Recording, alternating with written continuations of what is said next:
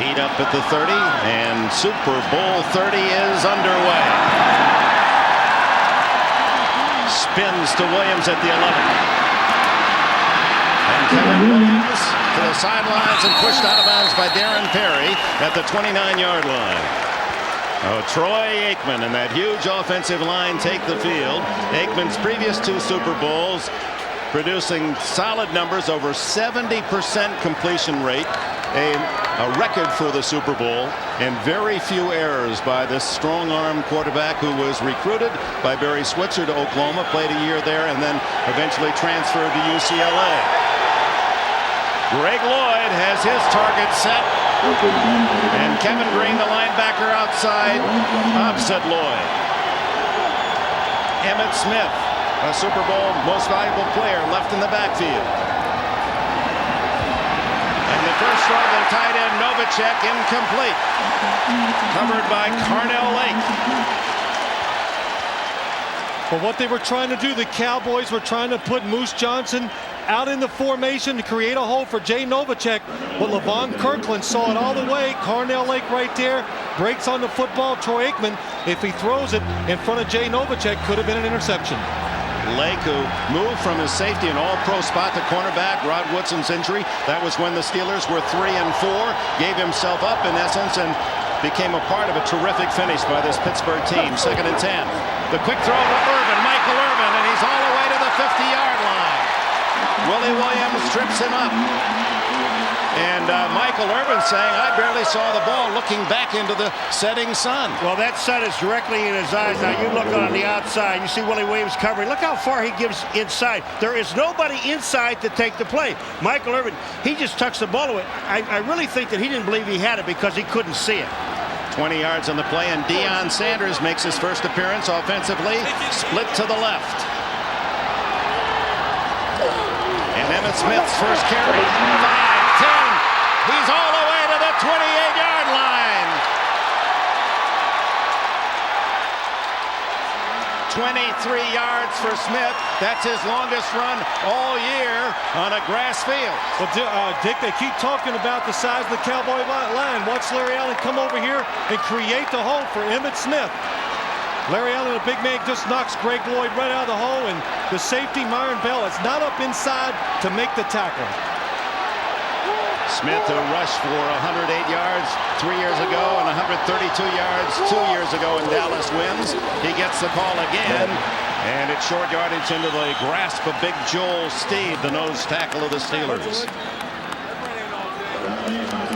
Well, they always talk about Greg Lloyd. He's a great run stopper. The Cowboys' philosophy is we don't care how quick and how strong you are. Our big linemen, when they hit you, you're going to move. And right there, Larry Allen, one of the best linemen in football, he hits Greg Lloyd. Greg Lloyd cannot defend himself on those type of plays. Some would argue this man who played at Sonoma State in California is the best offensive lineman in football.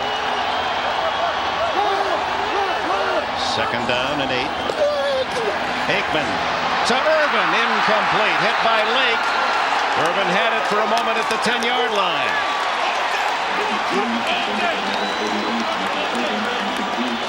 Well, one of the reasons the Dallas Cowboys right away are attacking down the field, here's the safety. If he's in the middle, the corners are singled up, and you'll see the big holes inside for the Dallas receivers. Troy Aikman, they know this. Ernie Zampese, the offensive coordinator, sees it from up top. Good play calling. Rod Woodson, the great All-Pro, makes his first appearance. What a story. And Deion Sanders is in. It's a reverse to Williams, and he's tripped up as he crosses the 25, shy of a first down. It appeared that Chad Brown might have gotten a hand on him. Well, one thing that surprises me right now is Greg Lloyd is getting knocked all over the field. That time Nate Newton comes out, number 61, and makes the block again. I mean, I don't know. I can't be footing, and I don't know what he's reading. Watch this. Here comes Nate Newton. Boom. They knock him outside, and he's on the ground. That's the 2nd time we've seen him down. Paul, big offensive lineman, but also he could be nervous. 42-yard attempt by Chris Boniol, who missed only 1 all year. It's It's high enough. It's long enough. It is good. Nestled in the Buttes in Tempe, Arizona, Sun Devil Stadium. Team scoring first goes on to win all but 8 Super Bowl games, and Barry Switzer's team has the 3-0 lead. But Paul Maguire, it appeared that they're going to get more than 3 the way they started. Well, you know, and it's got to be a great big lift for Pittsburgh. Boniol, the lightest man on the field today, knocks it to Ernie Mills at the 5. Mills tripped up at the 25-yard line by David Lang. Some of the best seats for today's Super Bowl are the ones you're in. Overhead, Big One airship, bringing you all those classic shots. You know, Dick, we were just talking about Pittsburgh, the lift they had. Here's Dallas. They look like they just went boom right down the field. They're going to score a touchdown. And I got to thinking about San Francisco a year ago, and then Pittsburgh stops them.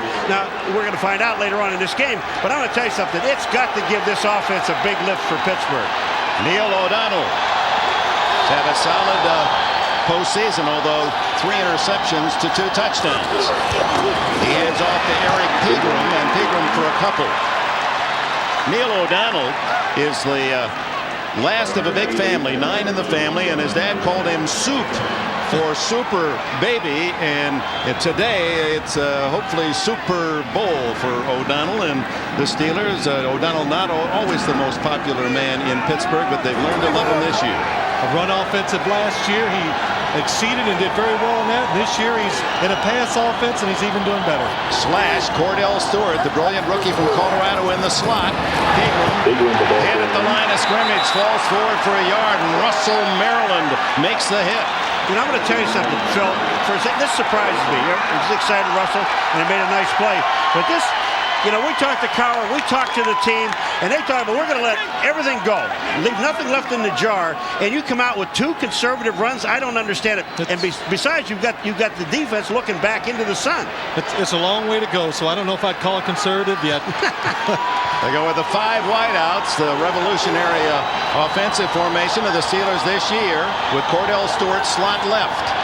O'Donnell third and a long 6. A lot of time. The catch is made shy of the yardsticks by Andre Hastings, their big 3rd down receiver. It'll be 4th and 1. But we saw a defensive ploy right there by the Dallas Cowboys. Instead of using 4 down linemen and 7 people behind it, they used 3 down linemen and played coverage behind it. Neil O'Donnell was not able to get anybody open past the 1st down yard marker. Good job by the Cowboys. Ron Stark, a former Colt, the kicker, and Deion Sanders getting ready to do a dance down at the Dallas 20. Beautiful spiral off the left foot of Stark.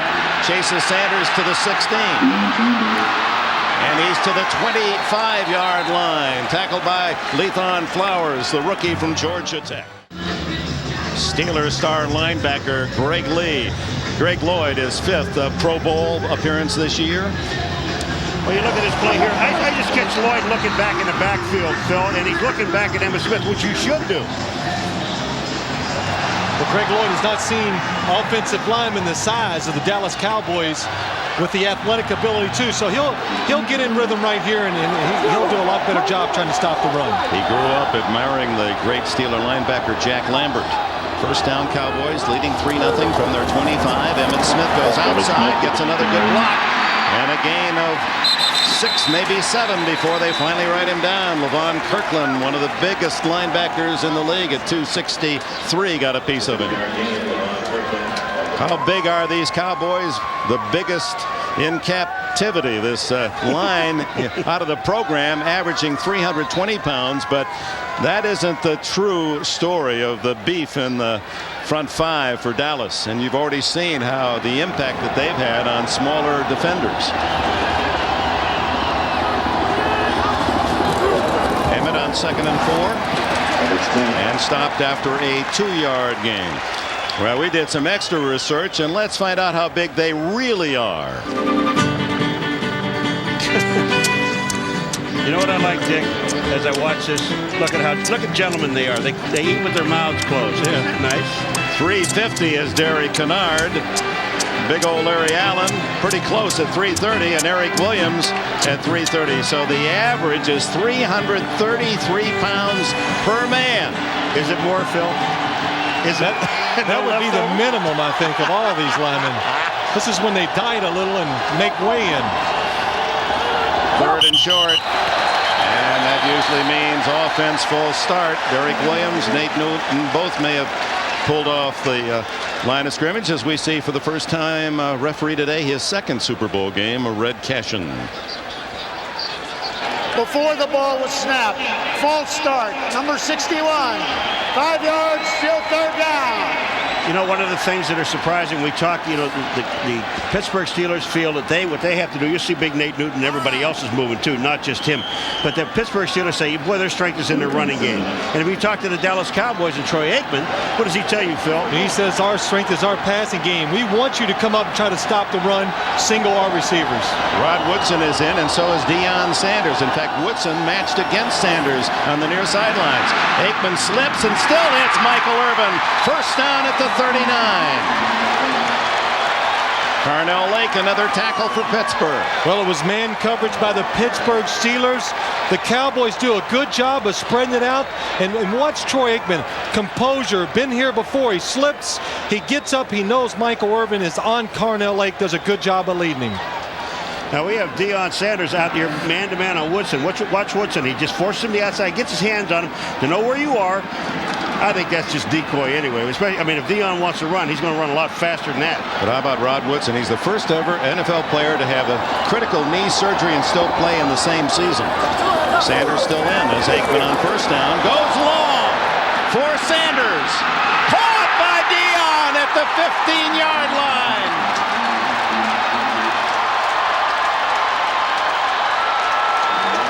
Well, Paul Willie Williams was in perfect position the whole way to make the play, but he couldn't do it. He did not time his jump or his move to the football on time. Right here, he's on the outside technique.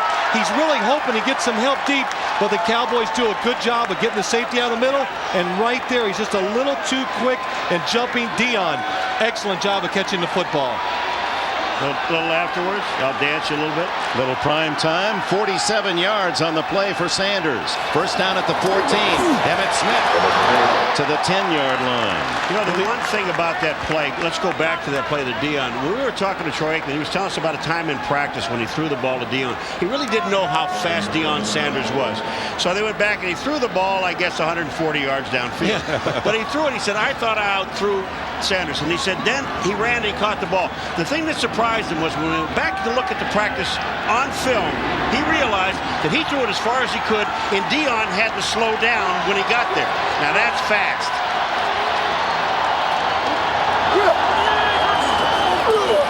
Fake to Smith. Aikman, receivers covered, and he dodges out of bounds. Ray Seals chasing Troy Aikman. And that'll be recorded as a sack. Well, 55, Paul Maguire's old number. The Cowboys inside the 20. Look at that hip movement of Maguire. Watch this, boys. Watch it, boys. Now watch it. Oh, that's not right. That ain't right. What do you mean it's not right? Because there's no way you have that much rhythm. Well, the point is the Cowboys have scored 7 touchdowns and 11 trips inside the 20. And here's a big 3rd and 9. Leading 3-0.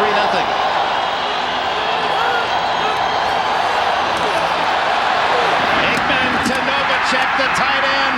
First and goal, I believe. It's inside the 3. Flag down. But it's on the side from the linesman where Kevin Green jumped early. And Mason Lee Cashin of Texas A&M in College Station says offside Pittsburgh, and the Cowboys will take the play. It's a first down. If they indeed is against Pittsburgh, it'll be a 1st and goal. Offsides. Number 91 on the defense. That penalty is declined. Touchdown! First down. You know, you look a lot like Red, Paul.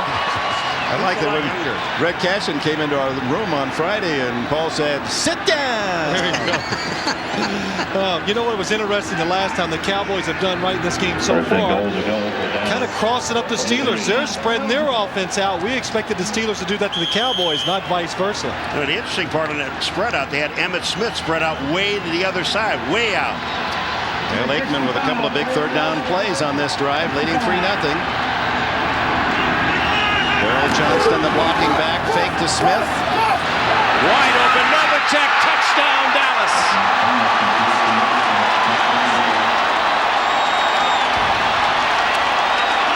A cowboy all his life. Jay Novacek, who grew up cutting horses in Gothenburg, Nebraska, was a University of Wyoming cowboy, and now in his 11th year in the league, although he started here with the Cardinals. Now a cowboy with that big blue star, and he's given Dallas their first touchdown of the game. Well, it was an excellent job of the Cowboys right there faking the run and bringing Jay Novacek all the way across the formation and just caught the Steelers in a tough defense. An easy touchdown pass for Troy Aikman. Who did miss 2 extra points in the regular season, missed more extra points than he did field goal attempts. Makes that one. So in less than 10 minutes of this Super Bowl 30, the Cowboys have racked up 10 points.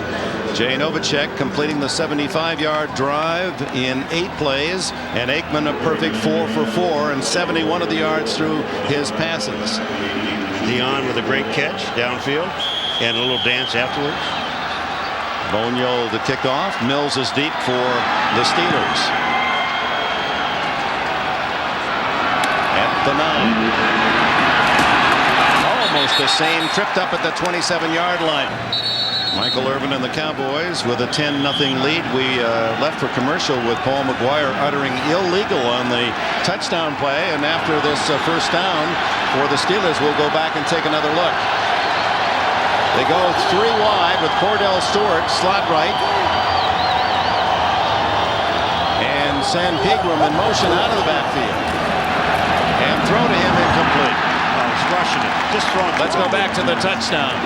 All right. Let's. Kendall Watkins comes out, and he's a receiver.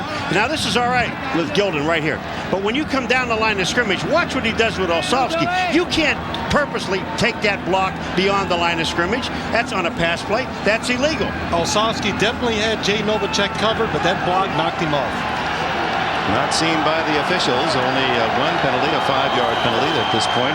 Rarely do you see the yellow flag in a Super Bowl. Both teams know that. Pegram on a draw, staggers to the 29-yard line, a gain of only a couple.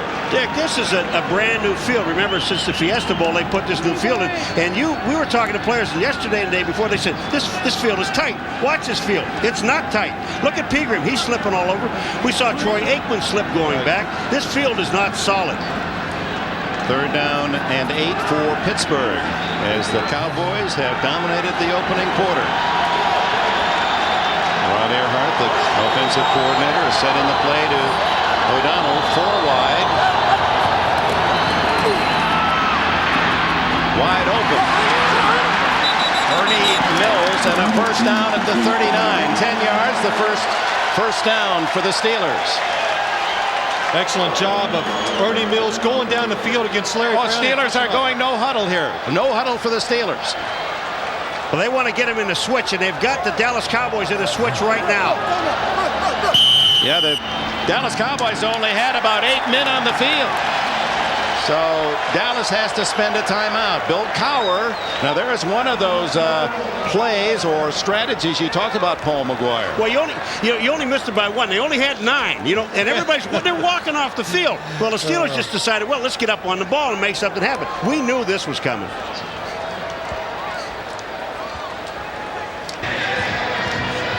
Well, the no-huddle offense the Steelers want to use to confuse them. Look here, you have 4 right there. 5, 6, 7, 8, 9 people on the football field. I like the Steelers' chances in a situation like that, but really, they want to do this no-huddle. They're down 10-0. Why do you do it? To change the tempo of the game. Get your team excited again. Get them in it somehow, and it's a good strategy by the Steelers. Well, what happened was, too, Dick, they had 6 defensive backs, so they got them in transition. They figure first down that they'll go back to their basic offense. Well, they're just walking guys off the field to get their basic defense back, and they couldn't. Bam Morris is in the game for the first time, the big 240-pound running back behind O'Donnell. From the 40, it's Morris plowing his way for 6 yards. Big boy coming in. Big boy. Robert Jones and others to make the tackle. My dog. Well, it's a good job by the Steelers. They think they got to have success inside. Watch Tom Newberry come across here, a little trap, and just open up the hole for Bam Morris. Great job by Leon Searcy. Boom. Hits Robert Jones right there, and the Steelers want to run inside the tackles. They think they can push this defensive line around. 6-yard gain for Morris, who gets the call again. Tries to get outside, and Charles Haley says, no, you don't. Dixon Edwards would have makes such a great tackle, number 58, from coming inside. He's the guy that gets down below and gets the field. Watch number 58 come in. Haley goes down and closes it inside, but right behind, there's Dixon, 58, making the tackle. What a super play by the linebacker. You know, we talked to Bam the other day, and when he walked in, he's one of the guys we talked to between Dallas and Pittsburgh that I thought was truly ready to play this football game. Third down, about 3.5 as O'Donnell out of the shotgun. Mills in motion and a toss to Stewart. And battle as he may, he's brought down at the 49. It's going to be very close to a first down. Larry Brown came up from the corner, 24, to help out on the tackle. He's short. He's going to be short about a half a yard. And now we're going to, you know, here's where coaching comes in. Look at Bam. Bam Morris is saying, let's go. Give me the ball. Let's go. I don't want to come off this field. Give it to me. I want it. Well, watching the Steelers right now, the coaches, they're definitely deciding if it's short, what they're going to do right here. It's a half a yard. You've got to get to almost to the 50-yard line, and that ball is just beyond the 49. Excellent job of the defensive backs of the Dallas Cowboys right there, recognizing run and being aggressive and getting to the line of scrimmage. They're going. I'm going to tell you, you're in the Super Bowl. When we talked about no holds barred, don't leave anything in the jar, go for it. And Bill Cowher, the youngest coach ever to take a team to the Super Bowl. William Laird is just 38. Says go on 4th and a foot. William what? William Laird. His father, Laird, mother watching back in the same house where he said, I used to watch the Super Bowl with my dad in the living room. I know right where he's sitting today, watching every play. In the same chair? In the same chair. Well, remembering back the glory days of the Steelers, he said the first Super Bowl champions, while he was a freshman at North Carolina State, he said, was it great to walk around and tell everyone I'm from Pittsburgh. First down to the 49 of the Cowboys. I mean, it's just a quarterback sneak, Dick, but I'll tell you what, good patience by Cordell Stewart, seeing where the defensive tackles were and picking the right hole. Look to the right, you see Robert Jones sneaking up there. Cordell goes to the left, nobody there. Good job. You have said this all year long, and you'll see Cowher's reaction here. He knows it right now. They got it. But you said a quarterback sneak, a quarterback must have patience. First invasion of Dallas territory by the Steelers, who trail 10-0. O'Donnell going deep, well covered was Ernie Mills. Good job of throwing it away right there. Excellent pressure by the Dallas defensive line of getting on Neil O'Donnell. Had to throw it away. Tony Tolbert, perhaps the most underrated defender of the Cowboys, getting in on O'Donnell. Well, look at the defensive line right here. Watch him, Neil O'Donnell, try to avoid him as he goes back right here. Russell Maryland right there. Speed rushes him, and Tony Tolbert comes up underneath free. Puts a good lick on Neil O'Donnell. That'll loosen him up. Well, Thigpen thought he had Deion Sanders beat inside. We'll see. Mills in motion. And it's a draw inside trap play to Bam Morris, and Morris gets only a couple. Robert Jones, middle linebacker from East Carolina, with the stop. Cordell Stewart comes in. What a year for this man. Drafted as a quarterback out of the University of Colorado. He was just working as the scout team wide receiver, and all the assistants said, hey, this guy never drops a ball. Let's inject him into our offense when they were 3-4, and part of the big comeback story for Pittsburgh. Absolutely really changed the personality of the team. It enabled them to get into that 5 wide receiver set, and it just put enthusiasm, and it's one of the reasons why they turned the season around. Third down 8. 10th play of this drive. O'Donnell drills it for a first down. Andre Hastings. I'm going to tell you one thing, and I don't care about any football game that's played. If you have time, and that's what Neil O'Donnell said, if they give me time, I can throw the football. This time, watch the time he has to throw. He sits in the pocket, gets the ball to Hastings, first down. Easy. Oh, a fumble by O'Donnell, and they no-huddle offense. They tried to come out on first down, no huddle, and it cost them big yardage, 13, the deficit on the miscue. Well, I really can't tell right here. Oh, the ball just slips out of Dermontti Dawson's hands and goes straight up. Excellent job, though, by Neil O'Donnell getting down on it. That's a kind Paul Maguire would call a fair catch. I mean, that's got to be scary. You know, you're in the biggest game of your life, and the first time you've ever been here, and you're looking as a quarterback to say, wait a minute. And then Neil O'Donnell already told us about Dermontti Dawson. He said, this guy sweats like crazy, and you can see how the ball gets away from him. What is it about centers? Derek Kennard has the same problem for Dallas. 5 wide, spread the field. O'Donnell, good protection. Caught on the near sidelines by Corey Holiday at the 39-yard line. Holiday did not have a reception in the regular season. He's from North Carolina. Final seconds, 2 seconds show on the clock. Right there, Neil O'Donnell, you're going to see he gets good protection right there. Look at Ernie Mills just on the inside of your screen, wide open. This 5 wide receiver set is going to give him problems somewhere into the first quarter. Second quarter, Dick Enberg with Paul Maguire and Phil Simms, and the Steelers, after the miscue on the snap, are third down and about 13 at the 39 of Dallas. Now the butterfly's gone now.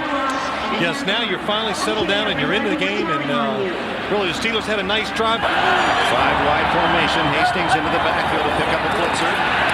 He didn't, but Miles can't catch O'Donnell and throws. Intercepted by Larry Brown. Very similar to Brown's move against Brett Favre in the NFC Championship game to intercept along the sidelines to end Green Bay's final bid for the lead. But what happens here? Godfrey Miles right here behind these 3 linemen. The Steelers do not account for it. Look, and they get right there. Nobody's there to block Godfrey Miles. Neil O'Donnell does a good job of getting out. You know what I don't understand is Andre Hastings in the backfield. Why he didn't block him? He runs by Miles. He never even takes a look at him. That's his man. Deion Sanders, first return 11 yards. He's back at the 10. Ron Stark's punt. Sanders lets it go, and it's in the end zone for the touchback. Serious drive stunted by the missed snap, and then Andre Hastings failing to pick up the blitz. There's a guy right there. There's Godfrey Miles there, and Hastings to the right in the backfield. But watch, he just ducks his head and goes right by the blitzing linebacker. He's avoiding him right here. If he picks him up, or even if Newberry slides and picks him up, they have all the time in the world to throw the ball. Dallas, third possession. They've scored on their first 2, and Aikman comes out throwing. Over the middle, complete to Novacek. A gain of about 4. Third catch for Novacek, one of those for a touchdown. Jay Novacek. His mother, remember a couple, 3 years ago, his mother collected aluminum cans all year long, hoping the Cowboys would go to the Super Bowl so she'd pay her own way. She didn't want her son to take care of it, so she found a way. She should have hung around Paul. My wife just used my credit card. Aikman, second down, over the middle, Novacek wide open again, and he rolls ahead for 2 more yards, and a first down at the 38. Kevin Green finally downed him, 13 more yards. Well, the one thing, when you're going to play the Dallas Cowboys, you're going to double the wide receivers. Your linebackers inside must look for Jay Novacek down the middle. Right there, Kevin Green and LeVar Kirkland. Nobody goes down the field with him. He's wide open. If Troy Aikman throws it up, he's going to run for a big game. Last 4 plays, all passes to Novacek, who's caught more passes than any tight end since 1990. Emmett Smith's third. One open field tackle by the Pro Bowler Carnell Lake. You know, Carnell Lake, they've already said, here's a guy who was so unselfish this year that moved from safety to corner. And the team asked him if he would do that. He said yes, and he's an all-pro safety. They say one of the best safeties in the game. This guy goes to the Pro Bowl this year, voted by the players as a safety, even though he played corner. But when you see him out on the outside, he doesn't miss. And in college, he was a linebacker at UCLA, and then they made a safety out of him, and he, even though we had all the top credentials in this day where there's a lot of meism, he said, hey, for my team, I'll play corner. Aikman on second and 10. Oh, the big target, Michael Irvin. He just shields the defenders away. Another first down at the 50.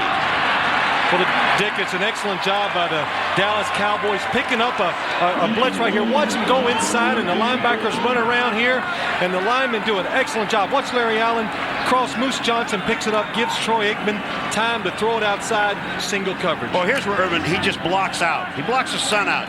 Carnell Lake has no chance on the ball. But look where the ball was thrown. Down to the outside where you can't get to it.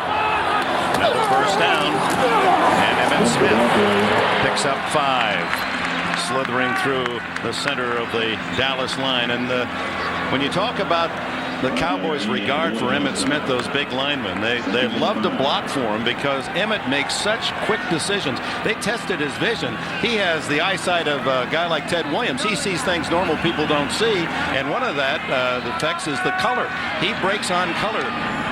Yeah, Emmitt Smith says, I don't really care where they tell me to run the football. I just take it, see the hole where my guys are blocking, and take off. So that's why he's such a great cutback runner.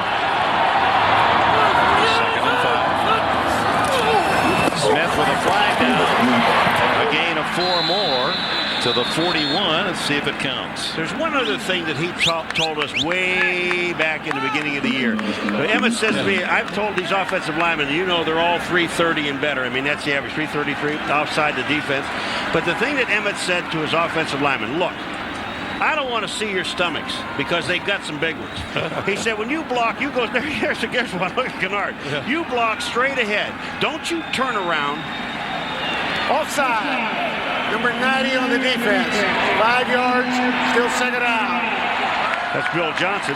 But, you know, and he said, don't turn around. Just stay with your block. Do what you have to do. And that's when that vision comes in, Dick. Now he sees if there's not a hole there, he doesn't care where it's designed to go. Just you guys stay forward. I want to see your rear ends and your names. I don't want to see your guts. You saw Nate Newton who said, yeah, Emmitt runs to daylight. He didn't run to darkness. Yeah. I don't like those darkness runners to block for. In other words, he doesn't run up the rear ends of the offensive line.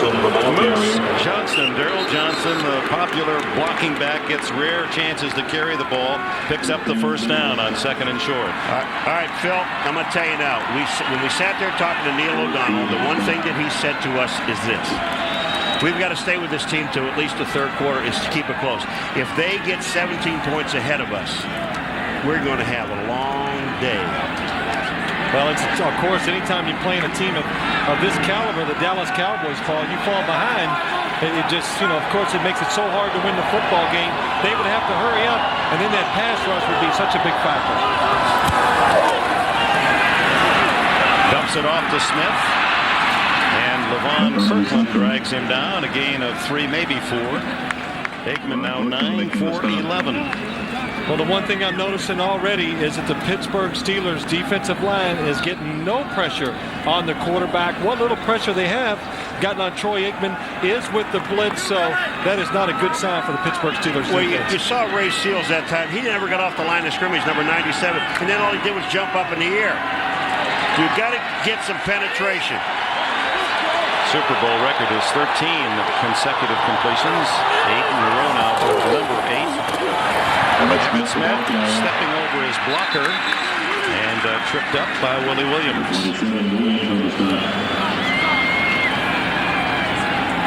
Kevin Green, you know, is one of those linebackers when they talk about this guy, 91, Mr. Longhair, they said he brings it to you for 3 hours. Well, he took on Nate Newton, forced Emmitt to go to the outside, and then got help from Willie Williams and the other Pittsburgh Steelers. That was his job, not to make the tackle, but to disrupt everything. Troy Aikman looking to the sidelines and not understanding the call, had his hands outstretched as if to say, what do you want?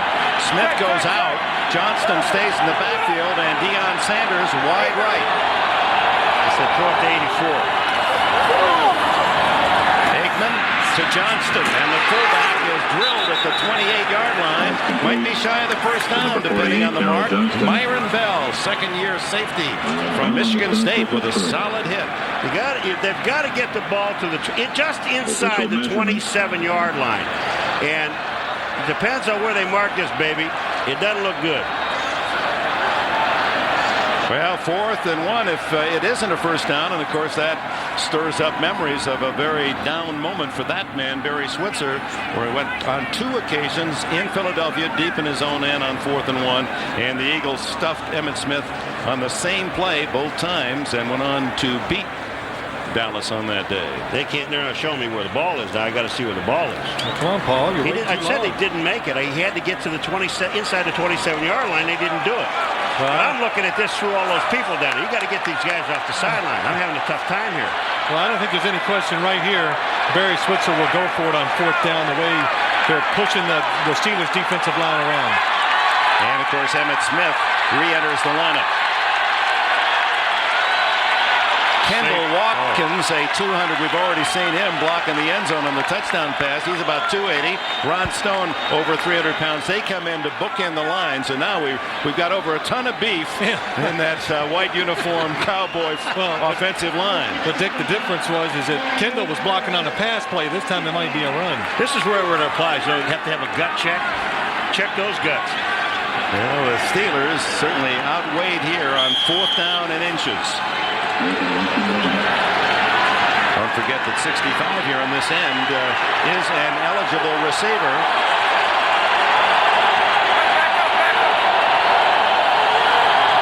I gotta stay here. Johnston, first down at the 24. The Moose brings out his callers. They got the biggest line in the business, and then they give it to the biggest back they have. It isn't fair. It's really kind of a change-up. You're thinking Emmitt, and then they give it to Moose Johnson up the middle, and Paul, like they say, and you'll see Barry Switzer 4th and 1. There you go. Goes his way sometimes. Well, he just sitting. I could tell you he was sitting there saying, "Please." Well, the Cowboys have not been stopped yet. Leading 10-0. This is the 11th play of the drive, their 3rd possession. Looking long, Aikman deep. Touchdown, Michael Irvin as he fought a flag down. Carnell Lake was the defender, and they're saying Irvin got away with a push. No, flags are down. Well, there's no question there was some pushing going on right there. I'll tell you, the other guy that was wide open was Jay Novacek. I mean, there was no one, absolutely no one. You know, when they publicized Irvin, Phil, all year long about him pushing off, and we asked Red Cashin in the meeting the other day, are you going to take a look at it, a hard look at it? He said, we're going to call the game as we see it. Well, there's no question. Michael Irvin right there loves to put his hands on the defender. That time he did on Carnell Lake. Offensive pass interference. Number 88, 10 yards, still first down. Watch Michael Irvin coming down the field. It's going to be the post. He's going to go inside. Carnell Lake. Oh, excellent job of staying patient. Cuts off the throwing lane. Michael Irvin grabs his right hand, puts it on his shoulder, and pulls him down. Good call. Excellent call. So first down and 20. One of the few mistakes by the Cowboys in this first half. Over the middle. Novacek open again. And he's all the way to the 15-yard line. A gain of 19 before Greg Lloyd can chase him down. Well, you know, I said the play before, Phil, on the Irvin interference. This guy was in the end zone for a touchdown. Now they got him split out. Well, watch Jay Novacek again. Good job of using his hands. Puts his left hand on Greg Lloyd. Gets inside, and people underestimate the speed of Jay Novacek. And what you saw there, too, is how Aikman with defenders all around Novacek. I mean, he had a very small window, and he put it in the right pane. First down, second down and 1, and Emmitt Smith gained about a yard. It'll be close to a first down at the 14. Well, Dick, we shouldn't be surprised by that little window, and he threw it in there. Wednesday, we got a chance to go to practice, and it was almost mesmerizing to watch Troy Aikman throw the football with such accuracy and timing. Not from sometimes, all the time in practice. Well, you know the thing about it, too, now, they have a 2-hour practice, and obviously he doesn't stand out there and throw the ball for 2 hours, but he's got a pretty good handle on maybe about 50 minutes or so. Well, not one ball hit the ground the other day when this guy was throwing it. Third down, short of the first down, about a half yard. The toss to Emmitt. And they get him in the backfield. Levon Kirkland. Boy, to me, now, I can't believe that this play was designed to go outside. I believe that it was designed to go to the inside, but they shut this thing up. Watch the pursuit and the speed of this defense. And then Levon Kirkland, probably the biggest linebacker maybe in all of professional football, about 263 pounds, gets there. Oh, Boniel comes in for the field goal try out of Novacek's hold. It'll be a 35-yard attempt.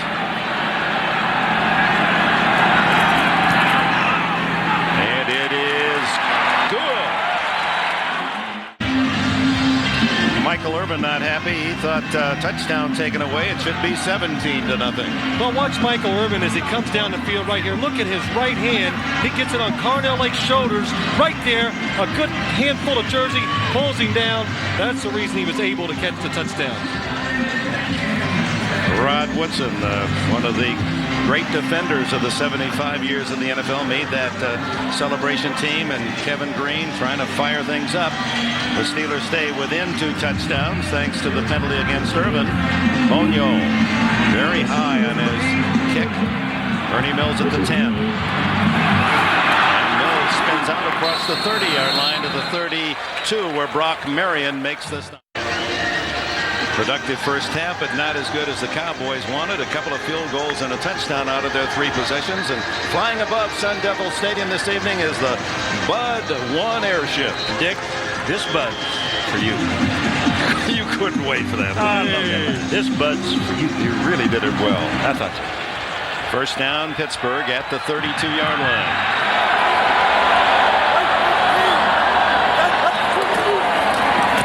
Good protection throw down it. Over the middle, incomplete. Thrown behind Yancey Thigpen. Thigpen, the leading receiver for the Steelers this year, set a record for a season with 85 catches. That went a little behind him. Well, we've set up here, and of course we have a good view, but one thing we've said already, Neil O'Donnell is getting a little time, and the receivers are open down the field. Right there, nobody is really around Yancey Thigpen, but Neil O'Donnell throws it just a little bit too far behind him.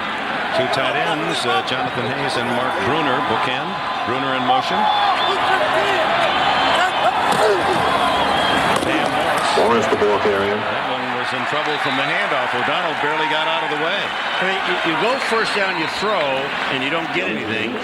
And then you run that play with 2 tight ends, so they're waiting on run, and you don't get anything. I mean, this offense has got to take some slack from the defense and give these guys a rest.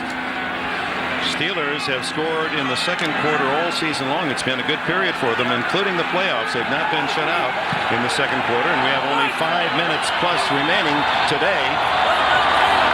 And a 3rd and 11. Blitz.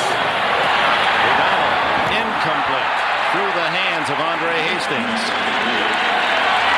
Guess who's covering downfield? The guy we haven't mentioned all day long, Leon Lett. They have a blitz. Leon Lett is the tackle, probably the biggest defensive lineman they have, and he's downfield making some coverage. Well, Paul, look what happens. Here's Leon Lett. He's going to drop back. Watch the blitz from the top. Looking for something to Neil O'Donnell's right. He gets back there. Not a factor, but they still got pressure on Neil O'Donnell. 3 and out for the Steelers, and Ron Stark to kick off the side of his foot. Deion Sanders lets it bounce. A good Pittsburgh roll, and covered by Leaf and Flowers. And the Cowboys touch the ball. Let's see if the Steelers are ruled the possession. It appeared to touch a Cowboy leg. Dick, it does, but I'm going to tell you what happens. They knock the player into the ball. And it is Dallas's ball. They ruled Cowboys' ball. It was touched, but apparently on a push by a Steeler. Coming downfield. Now watch number 23. He's going to get knocked from behind. They don't see if it hits him or not. Gilden is the guy that hit him, number 92. Watch this. Does he hit? Does he get hit? Here's Gilden. No, that's Bell hitting. 40. Even if Robert Bailey had unintentionally touched that ball, he was blocked into it, and rules state that then the receiving team does maintain possession. And so it is from the 14 after the 55-yard punt by Stark. Aikman with plenty of time, under 5 minutes remaining in this first down. Incomplete off Darrell Johnston. Let's go back to the punt. Right here, you're going to see, right here's Robert Bailey, and watch Myron Bell come up and hit him in the back. But it looked like, yeah, it looks like he touches the ball, but I don't know. He might have, the back of his legs might have touched that football right there, but it would not matter. It still would go to the receiving team. I mean, Aikman again. Look at this field. It's supposed to be so tight, and here's Aikman slipping down again. It's unbelievable. This field, we thought it was a lot better. That ends a string of 10 straight completions for Aikman. Now Smith, and he's dropped for a loss in the backfield. Greg Lloyd, and announces his presence. Emmett's still down, and Emmitt Smith is hurt. Lloyd hit him while he's up limping. Here comes Lloyd down. Watch this. You talk about sacrifice your body. He goes underneath the block and gets Emmitt. Something I've noticed already. Greg Lloyd, when these big linemen are pulling out now, he is deciding to take his side, so that way he won't have to take them on because he cannot win that battle. Very smart. Good smart, that's right. Third and a long 10. Deion Sanders to the left, 3 receivers to the right. Novacek has been the man in this situation. Aikman over the middle, incomplete, knocked down by Chris Oldham. And Irvin was breaking into clear had Oldham not gotten the left paw in the way. Boy, you know where they're showing an awful lot of confidence in Rod Woodson. They're lining him up on Deion Sanders and letting him play 1-on-1, so they have the confidence. Here it comes. Well, it's an excellent job. Look at Troy Aikman right there. Really never sees Chris Oldham. If that ball would have been down, Chris Oldham would have picked that off and probably scored a touchdown. Right hand knocks it away, and for the first time, the Cowboys 3 and out. Andre Hastings at the 42 of Pittsburgh. First punt for John Jett. And he sends up beauty. Perfect spiral. Hastings at the 35. Gets 2 blocks, 3. Runs into his own man. And down he goes near the 50-yard line. Willie Williams actually made the hit on Andre Hastings. Well, he was blocking Dale Hellestray, number 70 for Dallas, and they ran into each other. No flags on the return, and Pittsburgh, we'll start from the 46-yard line. Dick, they got to light it up. They've got to do something now, Phil. One of those special plays that they have in that jar that he says we're going to empty it. They better start emptying the jar now. 3 minutes, 52 seconds remain in the opening half. 13-0 Dallas. O'Donnell. And open Big Ben, but wide and outside was O'Donnell. Well, it was a good play call right there by the Pittsburgh Steelers and Ron Earhart, the offensive coordinator. Neil O'Donnell, the receiver's wide open. He's a little too careful with the football. Threw it outside. The receiver's not able to make the adjustment. I mean, he talked about open. That was an 8-yard completion and would have ended up close to a first down, if not get it. O'Donnell, who played at Maryland, recruited there by Bobby Ross. The Charger coach is 4 for 10 in this opening half. The Texan breaks down, and Charles Haley has his first sack today. Let me just say one thing before you describe all this stuff, Phil. The reason this sack comes because of the great coverage downfield. This is a coverage sack. So Haley gets credit for it, but look what happens here. There's a lot of time back in the backfield. Well, John Jackson right there really had him in good position. John Jackson did not expect Neil O'Donnell to be so deep on your right paw. The coverage downfield was excellent. Neil O'Donnell retreats a little right into the hands of Charles Haley. Haley shooting for his 5th Super Bowl ring. 2 of the 49ers, 2 of the Cowboys. His parents seeing their first Super Bowl game from Gladys, Virginia. 3rd and 20 for O'Donnell. Underneath he goes to Hastings with some running room, and Hastings fights close to a first down. He's at the 44. It appears he's just shy. It's 4-down territory. You've got 3 minutes to go. You've got to score. You've got to at least get on the board. They've got about a half a yard for a first down. You have to get inside the 44-yard line. They are not inside. It's going to be short about a half a yard, and that's about it. Well, you talk about run after the catch, Phil Simms. Hastings was really determined to get to the sticks. He was, Dick, and that was a good job by Neil O'Donnell. Staying patient. Andre Hastings was actually in the backfield that time, released underneath, and just caught that ball running full speed. Half yard. 3rd down. 4th down. 4th and inches. Here's Hastings' effort. Well, Andre Hastings is going to make sure that they do blitz. He's going to be in the backfield to catch. But look at him right here. Watch him sneak through there. Cowboys are thinking it's going to be down the field. He catches that ball, and he is full speed right there. Here's Deion Sanders coming up trying to make the tackle. Hey, Mike Ditka, are you watching? Oh, that'll take a little luster off the neon. Yeah, that will. I wonder if Ditka was watching that play. This is the second 4th down where Pittsburgh has gone for it. They used Cordell Stewart on a sneak for a first down, and he's under center again. Go right, Cordell, go right. He does. First down, Pittsburgh. Well, the whole big opening is on the right-hand side. Cordell Stewart. He has brought so much to this Pittsburgh team. That's why the nickname Slash, quarterback slash receiver. And in this computer age, you can punch up some pretty impressive numbers for Slash. As a quarterback, he's 5 for 7. As a running back, averaged 5.7 and 14 catches. And he's even punted once for 41 yards. O'Donnell going long for Thigpen. Incomplete. Now, I'll tell you what, here's where you can have some offensive pass interference on Thigpen. And that's what Dion is talking about. Thigpen this time was pushing off on the way down the field. I tell you what, Paul, if you want to throw the football down the field on Deion Sanders and these type of routes, watch here. Yancey Thigpen's going to release outside. Dion has him pinned to the sideline. The only chance you have is to throw it behind the receiver where he can stop and catch on the outside shoulder. I still think the only place to go for Deion Sanders, too, is if you're going to throw, you go inside. Absolutely. You throw inside of him. Don't go outside or down the field. First time they've tested Sanders in this half. 2nd and 10. Van Ness. And big man rumbles. First down at the 30 with 2:06. And ticking away, we come to the 2-minute timeout. Pittsburgh's best chance to score.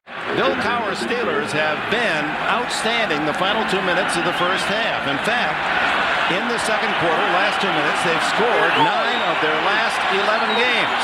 Bodes well for Pittsburgh. First down at the Dallas 30, trailing 13-0.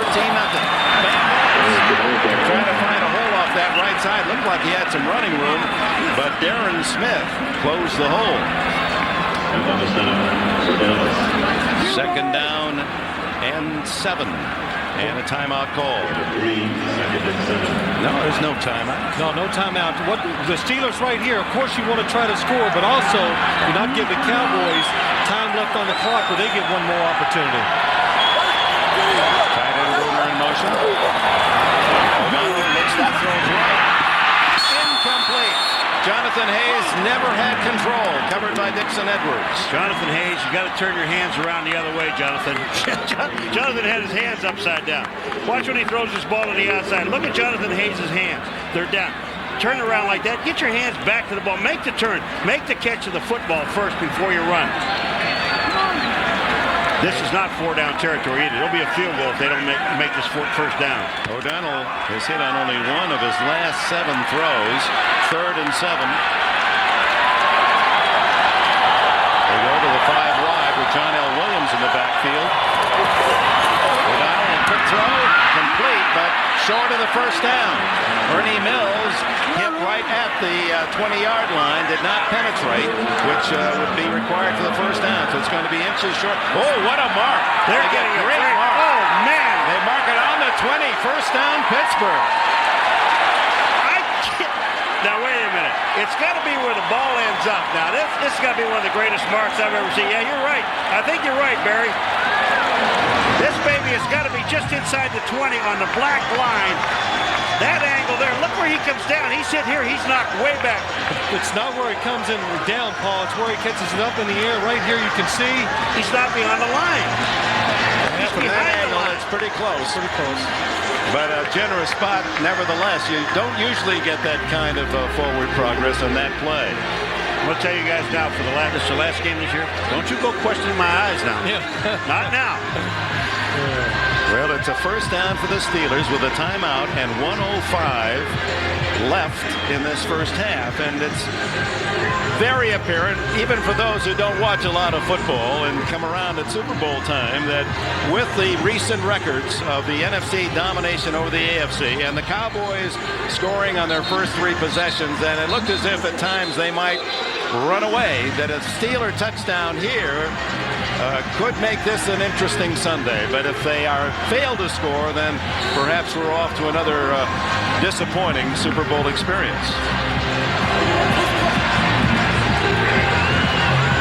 That is the encouraging statistic for Steeler fans. First First down and 10. Charles Haley almost went into Pittsburgh huddle to say something to John Jackson. I don't know what he said, but he's lined up on him. Cordell slotted left. Short in motion. O'Donnell is sacked by Chad Hennings. Hennings, a two-time GTE Academic All-America from the Air Force Academy, the 288-pound former pilot in the Persian Gulf crisis. There was a little confusion, I think, inside. Right, well, Chad Hennings, all he does is just throw Tom Newberry to the side and get straight to the quarterback. Neil O'Donnell's got to be ready. Short drop. If it breaks free, the defensive lineman, throw it away. Joe Palooka type from Elberton, Iowa. Population 150. Second down underneath the Hastings. Tackled immediately. Good coverage from Robert Bailey, a former Ram. Well, what you do here, the first thing you want to make sure, give yourself a chance to kick this field goal. The Steelers will use a timeout here with the ball just outside the 23-yard line. Not only is NBC producing worldwide coverage of the Super Bowl today, we're also producing coverage of the World Wide Web. First time ever, enhance your Super Bowl experience by going online. Go interactive on this Super Bowl Sunday with Randy Cross, Jeff Hostetler. They've got Super Bowl experience. Gil Brandt, the former recruiter for the Dallas Cowboys, talent scout. It's the best online source for all of your Super Bowl action. It can only be found at superbowl.com on the World Wide Web and on the Microsoft Network. So third down and 14 is the call. The Steelers are in field goal range. And Phil Simms, you say here you play it fairly conservatively. Well, I think you do. Really, Dick, I know, of course, Ron Earhart, the offensive coordinator, right here is a time where he likes to take a little shot into the end zone, spread the field, send one of the receivers down a seam, and try to get the big play for the touchdown right here. Or if you don't, just kick the field. All right, Phil, you've been watching 5 wide. In this 5 wide set so far, who is usually open? Everybody? Somebody? Well, somebody has been open every play, and it's usually inside. So here we have the 5 wide receiver set. With the Stewart, the nearest receiver on the right side. O'Donnell has to hurry to the end zone. No, short but caught. What a catch by Ernie Mills. Mills, who made the brilliant reception at the end of the AFC Championship game against the Colts. And the Steelers spend their final timeout. A 17-yard play, and what a catch by this young man who played with Emmitt Smith at the University of Florida. And you're right, you said someone's going to be wide open, and he was wide open. There's Ernie Mills going to come across. Watch the clear out right here. Inside is where people have been coming open most of the day. Ernie Mills cuts inside. What a catch, going up high, knowing he was going to get hit when the ball was delivered to him. Scott Case, the defender. Oh, he gets nailed by Scott Case, but watch this catch. That ball is bobbled in the air, and he still has enough to hold on to the football. They pick up the first down. The only problem is they're running out of time. They only have 17 seconds, and they have no more timeouts. Ball at the 6-yard line. Well, with the pass, you're 2 passes into the end zone, and if you don't make it, the field goal. I think right here, Dick, quick passes, you have 3. But the thing about it is, Phil, is you've got to make sure that guy you're throwing to is not in a crowd. You've got to throw that baby, I would think, to the outside more so than the inside. They stay with the 5 wide.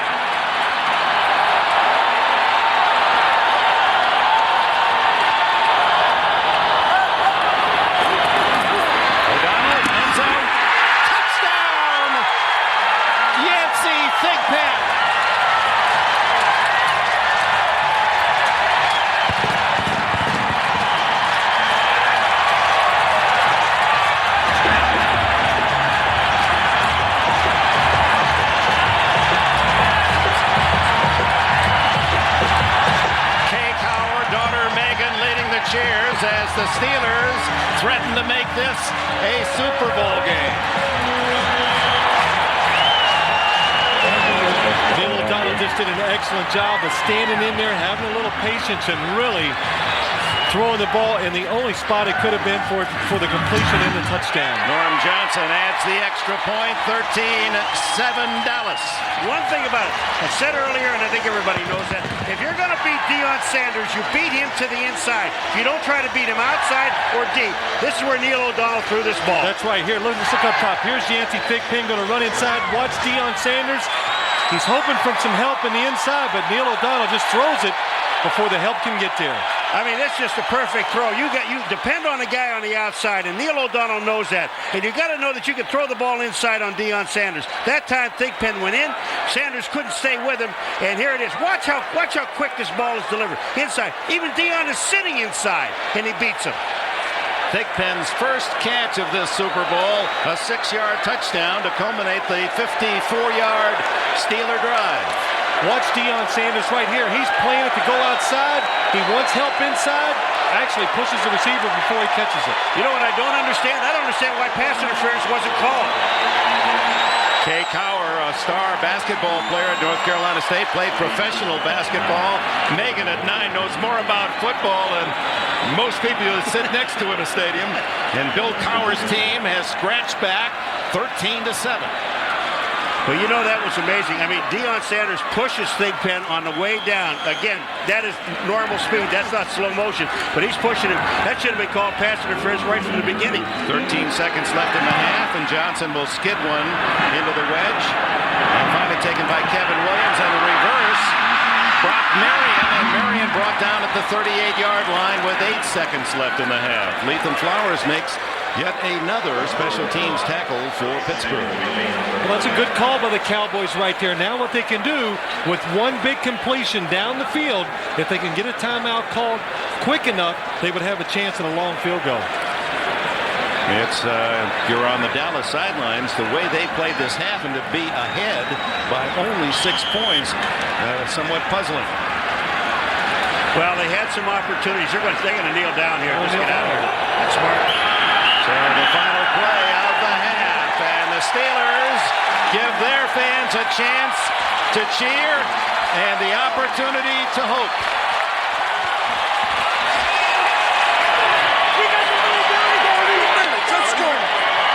At the intermission, Dallas 13, Pittsburgh 7.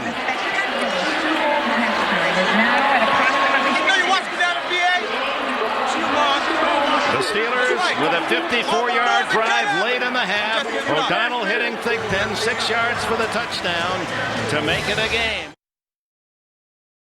The Steelers, as you heard Bill Cower, hoping to build off the momentum of that final scoring drive of the opening half, get the ball first to start the second half.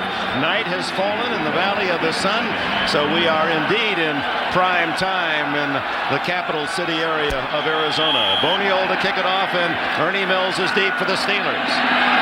A 6-point game, and a wobbler toward the sidelines goes out of bounds. There's a big break for the Steelers. They're going to get the ball at the 40-yard line. Huge mistake on special teams. And, you know, all they ask you to do is kick the ball down the field. All day long, they've been trying to kick the ball to the left-hand side, and they've been doing that very well. But when you do that, Dick, if you slip at all, the ball goes out of bounds because you're flirting with the sideline. This puts the ball on the 40-yard line. Let's compare the starting quarterbacks. Troy Aikman, only 4 hit the ground, 1 a touchdown pass. Neil O'Donnell, 9 for 17, warmed up in the second quarter, and he too with a touchdown throw, both from inside the 10-yard line. Great field position for Pittsburgh at the 40.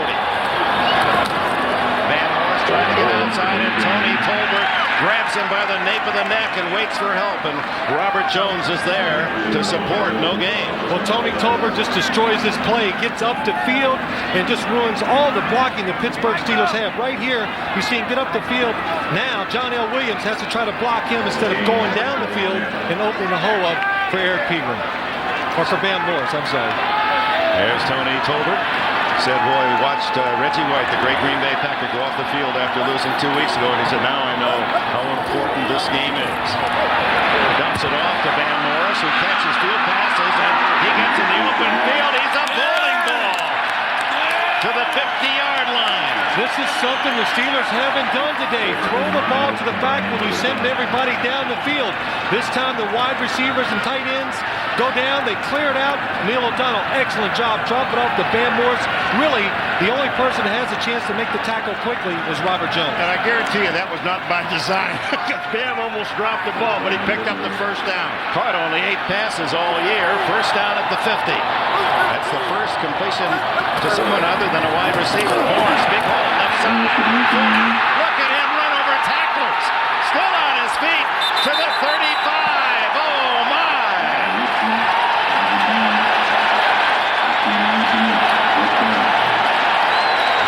thing starts with a good block by John L. Williams. So watch John L. Williams come to your left here. You're just going to see him coming right there. Look at this. Boom. Dixon Edwards just clear. Darren Smith, he just knocks right out of the hole. And Van Morris, a big man with good feet. Defensive backs do not want to see him get in the secondary. Darren Woodson going to the Pro Bowl again. Finally made the shirt tail tackle.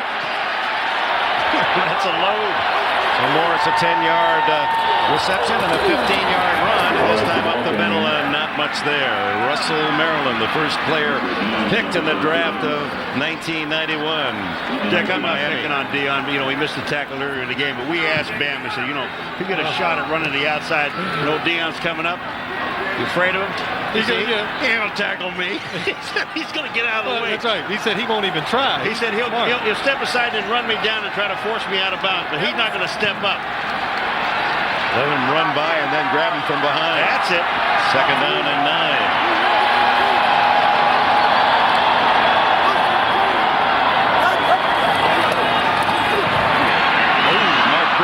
Looking for the pass at the 25-yard line. The ball was by him before he had a wink at it. Dick, if he was looking for it, he wouldn't have caught it. I mean, that baby was gone before he even made the turn, and he slips on top of it. But that ball's too high. Well, it is. I'll tell you what, and look at the hole Mark Bruner has right here. Neil O'Donnell just a little too pumped up early. There's a big hole right there. The formation, and watch Neil right here. He knows it. Just settle down, Neil. Third down and 9, 5 wide for the Steelers.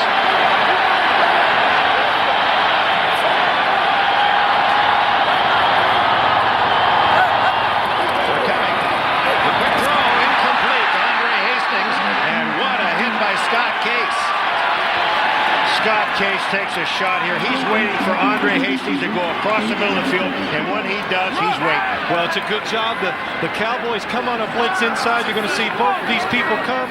The Steelers cannot pick it up. Scott Case knows that Neil O'Donnell has to get rid of the ball quickly. Does a good job of it.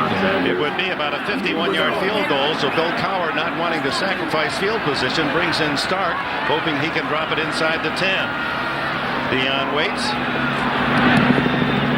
Just a little number that Deion says let go, and it turns out to be another very short kick for Cowher.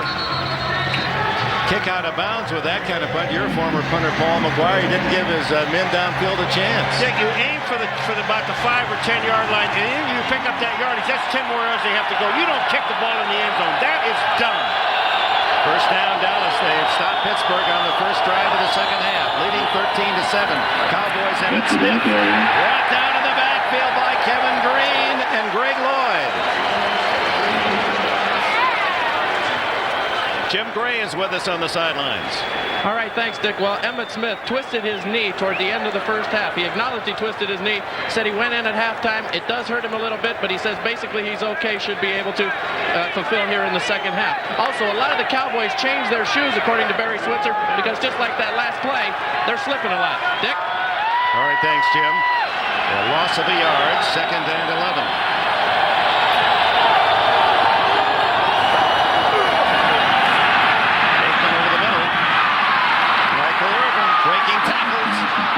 To the 35 and a first down. 16 on the play. I tell you, that is just a tremendous mistake by the Steelers. They let Michael Irvin run across the field with only a linebacker covering. Here's Greg Lloyd. You're going to see on the pass rush right here. Really gets caught in no man's land. Doesn't know whether to speed rush or power rush, so he ends up not being a factor. But look at that. They pass him off. Nobody picks him up. Michael Irvin, you must keep a guy looking at him at all times. Good catch is 52 yards, and Emmitt, they try to get him to run outside the Steeler defense, and it results in another negative play for Dallas. 4-yard loss. Levon Kirkland.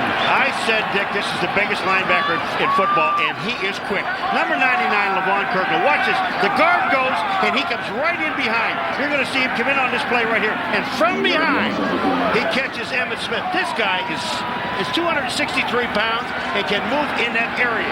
Lamar, South Carolina. We asked him how small that is. He said, well, my dad is the minister, the barber, and a janitor. They call Levon a good reverend doctor. Second and 14 to the sidelines, and Kevin Williams has the catch at the 38-yard line in front of Willie Williams. It'll be a third down coming up for Dallas in about 7. Well, Troy Aikman does a good job of seeing the single coverage against Carnell Lake out here, and Kevin Williams makes the cut. But watch him when he comes back for the ball. Again, a lot of the players are slipping on this field. First catch for Kevin Williams, who had 38 on the season and really produced the last 4 games. They started to find him in the Giant win. That's what Joe Gibbs said. Now you want to double up on Novacek and don't let him beat you.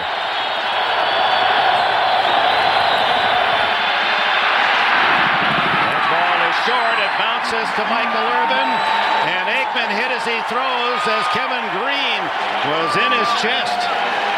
Well, that time the Steelers just did an excellent job down the field. Watch the receivers right here. They're both people all over them. The good thing they do, look up top in the slot. They got 2 defenders looking at the receiver. Excellent job outside by Willie Williams.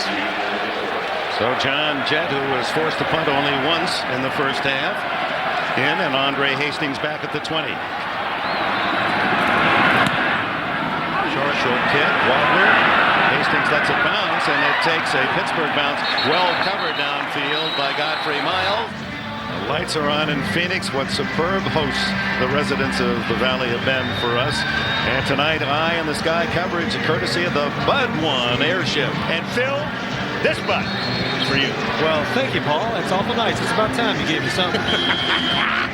That was a short punt for the Cowboys' John Jett of 26 yards. So the Steelers started their 36, playing 500 ball. Neil O'Donnell, 10 for 20. Pegram breaks it to Larry Pegram. Gets something out of a tough situation. A gain of about 3 to the 39. Leon Lett makes the tackle. You know, I don't understand. I really don't. Why aren't they in 4 and 5 wide? Well, right here, you're going to see the blitz by the Dallas Cowboys. And what they're blitzing for, they just want to stop the first down run. They suffered the last series. Pittsburgh did a good job. This time, blitz stopped that first down run and worked. Yeah, but when they're completing 9 out of 11 when you're 4 and 5 wide, don't they see that at halftime? Don't they get those stats and understand that this is where they have to be? Cordell Stewart enters the game, slot left.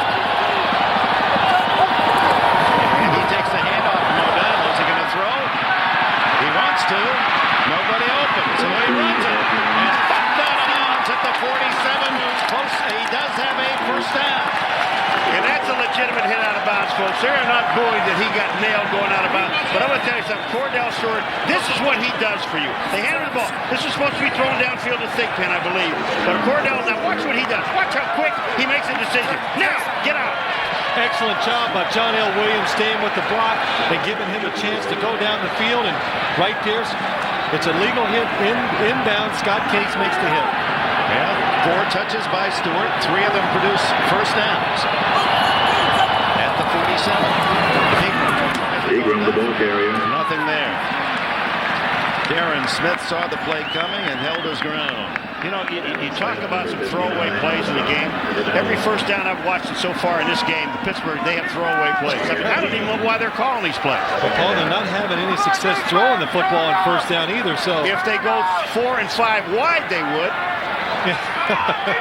Paul, in his old age, is getting very flamboyant. He likes wide open offenses now. Well, that's what they told us they were going to do. Get out there. Spread those people out. He reverts back to those AFL days, you know.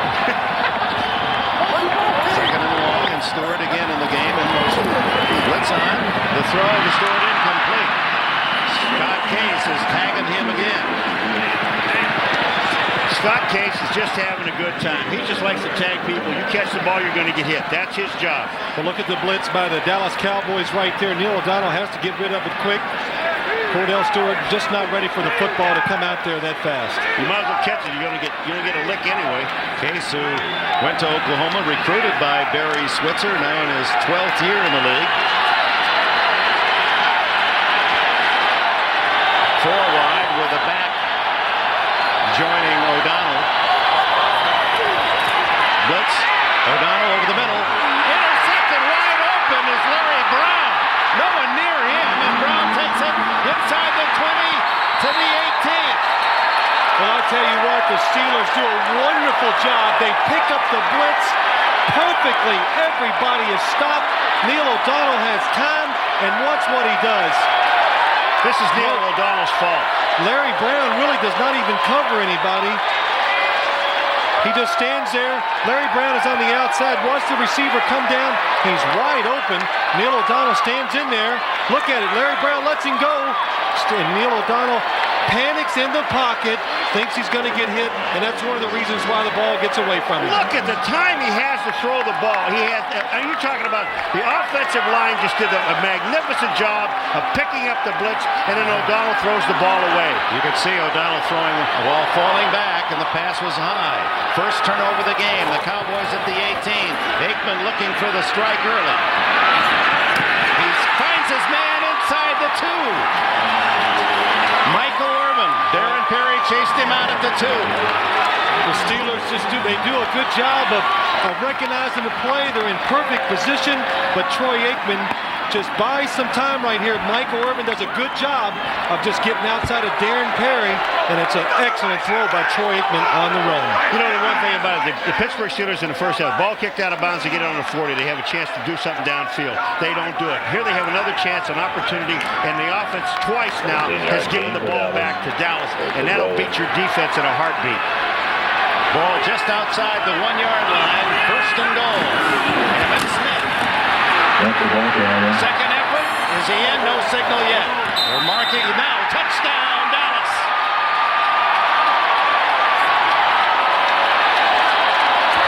Emmitt Smith's 117th career touchdown. 100 in the regular season. And 17 now postseason play. All right, here comes Emmitt Smith. Now, this is all power. You're 2 yards out. You've got that big offensive line. Emmitt is stopped here. His continuous effort. Look, at he is turned back by Carnell Lake. And then he moves in here. He's down. That is not a touchdown. I'll tell you right now, the ball doesn't go over the goal line until after, and the whistle should have been blown.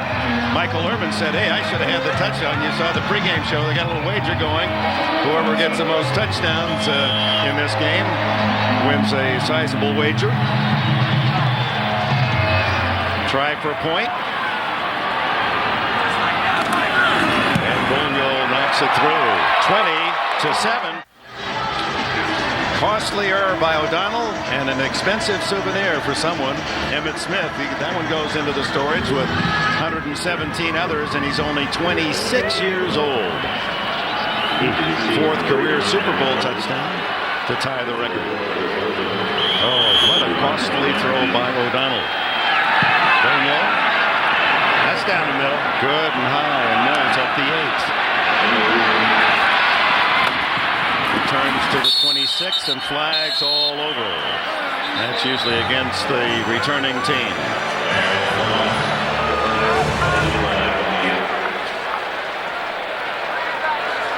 Red Cashin sorting it out. Flags in 2 different spots. And holding against Pittsburgh. Brendan Stein, number 68, who was on the kickoff return team, and they kind of looked at him. I don't know if it was him or not.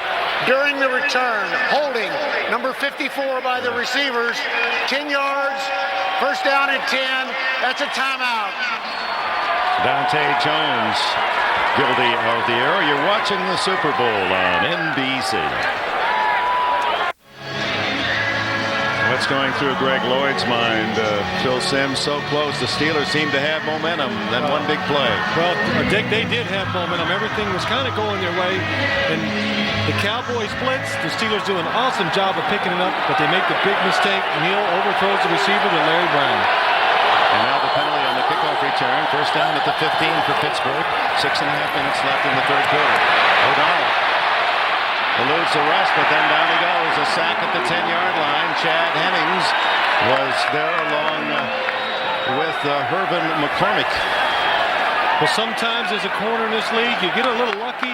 Larry Brown does not even follow his receiver inside. Neil O'Donnell stands, throws it right to him. Good return. And then they come back and they throw one to Michael Irvin. Watch him. He'll break inside on Perry, or outside. And then there's the first down. And Emmitt Smith obviously goes in to score. Well, I don't think he scored. Second and 14. That's the second sack for Chad Hennings in the game. Morris fights his way out to the 18-yard line, where it'll be third and long. Leon Lett credited with the tackle.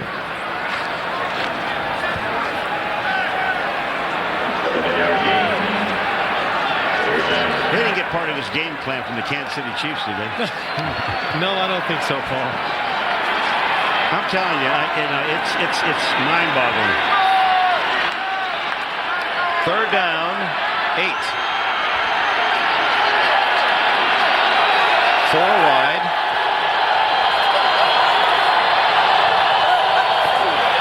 Almost a bad snap again.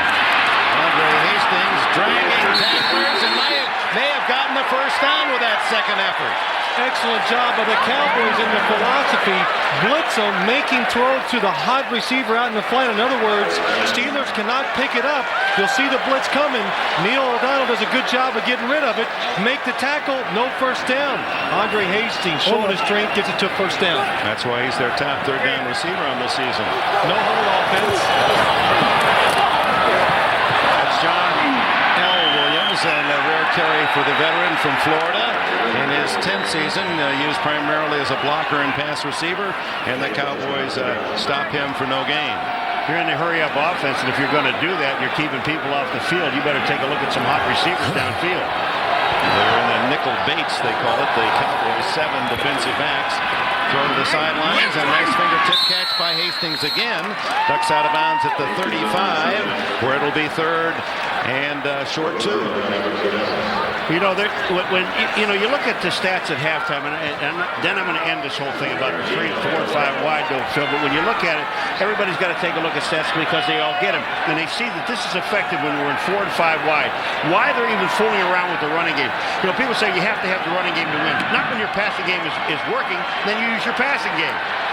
4.5 minutes remain in the third quarter. The Dallas Cowboys leading Pittsburgh Steelers 20-7. Super Bowl 30. Third down and short. Cordell Stewart. No, that's Eric Pegram, rather, with the toss. And Pegram, who played at Atlanta and once had a 1,000-yard season. That was 2 years ago. Has the first down. Well, it's a good call here by the Steelers. They don't have to run inside. What they do, they bring the receiver down inside. Watch him. He's supposed to crack on the Shante Culver 96. He doesn't do it. Eric Pegram does a good job of changing instead of going outside, cutting back inside for a big first down. Did you see Mills duck it out of the way? Pegram goes to bed every night with a smile and watching his videos of Sanford and Son. O'Donnell. Oh, what a nice catch by Mills. That ball again wasn't on target, but Mills went on and got it. Brock Marion, the defender, an 8-yard gain. I'll tell you one thing right now. They better be glad these guys have got some great hands because O'Donnell has not been on target. And we're not beating him down. It's just the fact that where he's throwing the football. This guy's open. I mean, they're throwing the ball high and wide. When you keep doing that, you're going to get something tipped and picked off. Ernie Mills, who had a brilliant game in the thriller against the Colts in the AFC Championship. Made the big defensive play. Remember reaching in, breaking up the interception of Coria. Van Morris met in the backfield by Darren Smith, and Smith rides him down short of the first down. It'll be 3rd and 2, no gain. Well, it's an excellent job by Darren Smith right there of seeing the draw play. You're going to see him up top. Watch him read the draw and comes up and makes the tackle. Darren, who didn't sign, remember, he held out at the start of the season and had to work his way into shape. Probably their fastest linebacker. They did some dealing in the offensive line, and John Jackson just misses the block. If he makes the block, Van Morris is still running with the football.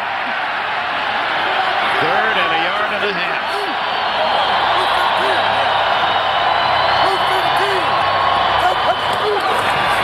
Morris trying to left side, and he is stuffed. What a hit. Tony Tolbert was in on the tackle along with Brock Marion. Well, the one bad thing about that call in that situation, you do not have a lead blocker. So if the linebacker comes free right there, there's nobody there to help the runner. 4th and no gain, so it's a yard and a half. And Bill Cowher is going to gamble and go for it here with less than 2 minutes remaining in the third. You know why he's going for it? Because his defense is playing very well. His offense, they're struggling. They need a lift. He knows his defense is solid now. What do you go for here? Van Morris, not a chance. Not a chance. The Cowboys take over on downs. You know, Phil, you made one of the great points just a moment ago. If you're going to run that guy up in there, you better have a lead blocker that can block somebody. When you have only one guy in the backfield and you're going to run the football, they know that he is the only guy that can get the football. Here's that 4th down play after they were 2nd and 2, 3rd and 2, 4th and 2. Well, look at this, Dick. You got 4 linemen, 4 people right here, all inside the tackle box. There's really no chance for Pittsburgh to pick up this 1st down. You can see right there, everybody collapses inside, nowhere to run. So over on downs, Dallas has it at the 47 of Pittsburgh. And Emmitt Smith breaking tackles. They had him for a loss, and he leaves 5 men in his wake before Greg Lloyd can get him. You know what amazing on that play? Ray Seals, Green, and Kirkland all have him in the backfield. Here it comes, right here. There's Seals, he misses. Here's Green pushing him into Kirkland. Kirkland misses again. And Emmitt Smith picks up 6 yards. Almost 6 yards on the play. Man, Kevin Williams right and Michael Irvin to the left as Emmitt Smith, the lone back. Novacek in motion. Quick throw to Irvin. Almost intercepted. Greg Lloyd.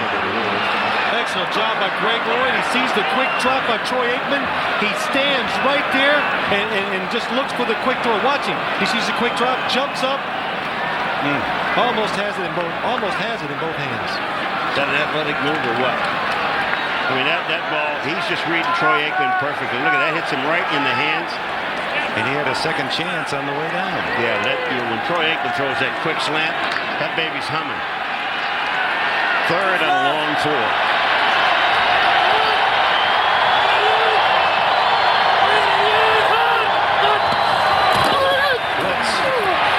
Aikman knocked away by Rod Woodson as he defended Michael Irvin. So Rod Woodson, many thought he'd never play this year, and he worked and worked after that knee surgery after the first game of the season, and he made one of those typical great corner plays of his. Well, look at Rod Woodson right here. He single coverage on the outside by Michael Irvin.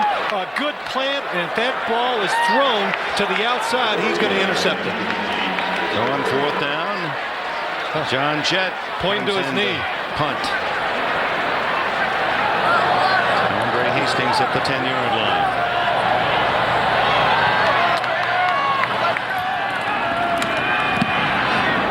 Wow, what a kick. Beautiful spiral that's going to go into the end zone.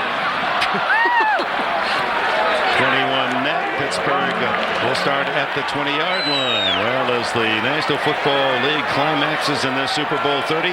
You know, I said one thing about field goal kickers getting $50. Yeah. You got 2 punters here that should get about a quarter. Tough to please tonight, Paul. The ex-punter's You got to talking put the too. ball out of bounds and give your team a chance. Final minute of the quarter. O'Donnell able to connect with Ernie Mills. Sidelines for a 1st down across the 30. Do you see what Deion Sanders says? Deion Sanders, my fault. Now here's the play here. He's way off. And as Deion walks back to the huddle, he just looks at his teammates and he says, it's my fault. What a move. Outside. He's given up. The short stuff out and in, he has a tough time with. Don't try to run with him. Pickup of 12, 20 seconds left in the quarter. Dallas leading 20-7.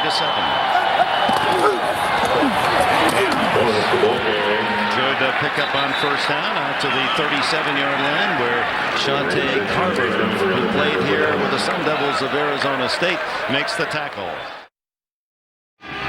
Dallas Cowboys trying to put their stamp on the 1990s, winning 3 Super Bowls in 4 years and winning without their beloved coach Jimmy Johnson, who was fired a year ago. Jerry Jones, the owner, hiring Barry Switzer. And Switzer is a quarter away of winning his first Super Bowl title. Roll down, 2nd and a short 6. Van Morse up the middle. 45 to the 49. Great open field tackle by Scott Case. A gain of 12. You're talking about some great footwork now. Oh, absolutely. A good read here. Watch on the outside. You're going to see Shante Carver come inside. Van Morse, excellent job. Breaks outside, inside. And like we said earlier, Paul, such a big man, but light feet and quick feet enables him to make those quick reads. I swear, when he sat down with us in a meeting, Dick, the other day, when I said to you guys out there, I said, this guy is already ready to play, and nothing's going to bother him. 1st down has not been a good down for the Steelers. They're averaging 2 yards on every 1st down in this game. Better this time. Is it ruled a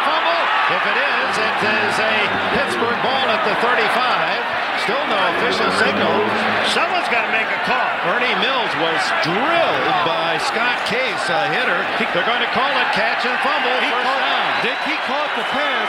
The big question is, did he get his feet on the ground? You have to get both feet down, Dick, and have control of the ball. Now, here's what they're talking about. Because the official on the other side never said anything. He gets both feet down on the catch. Watch him right here. You see Neil O'Donnell? Here it is. It's a catch. First down. He did indeed get 1-2 down, and the Steelers avoid another big turnover as the ball is recovered by Mark Bruner, the rookie tight end. Look at this hit by Scott Case. That is sensational. And then heads-up play by the tight end Bruner. They get the first down at the 35. He was the only other black jersey downfield in a sea of white.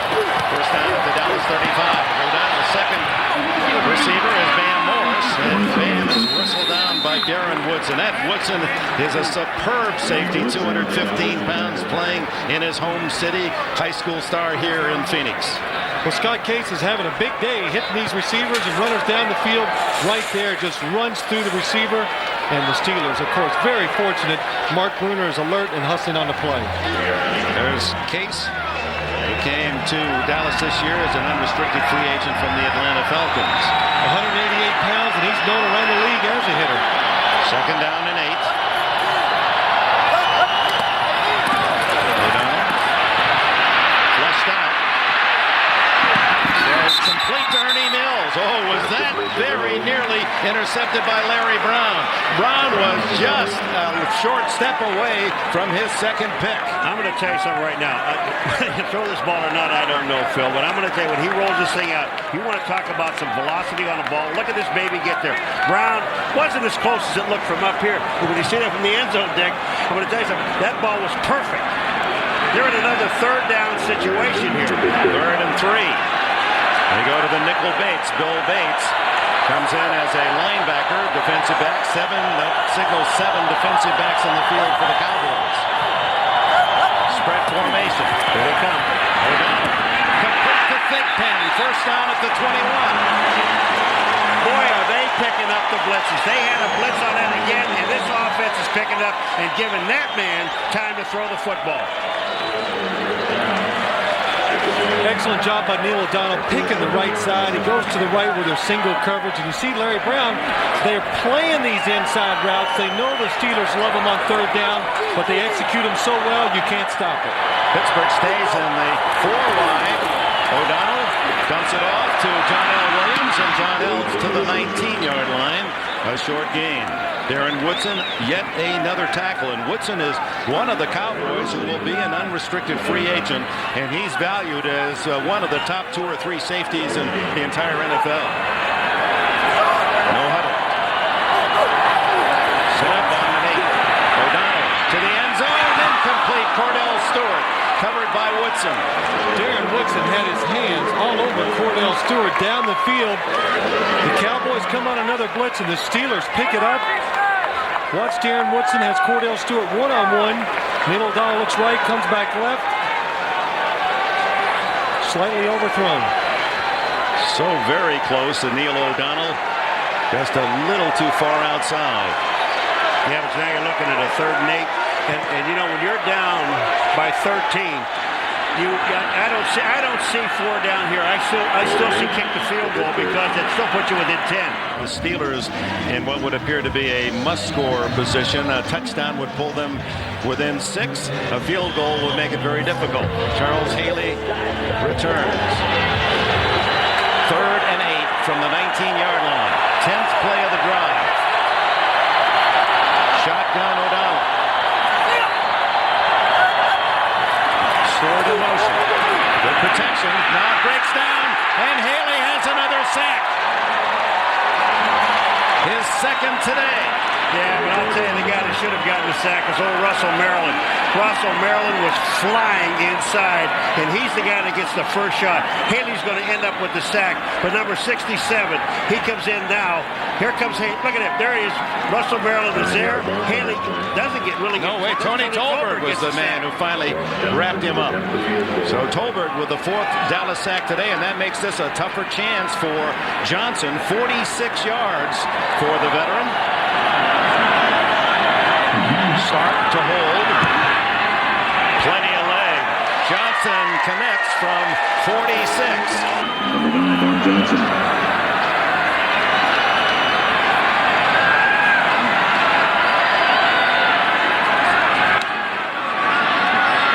Onside kick. And it's covered by the Steelers. Dion Figures picks it up, and it's Pittsburgh's ball at the 50-yard line. Well, we were alerted to this, Dick, before the game, and right there, Dixon Edwards was already taken off before the ball was kicked.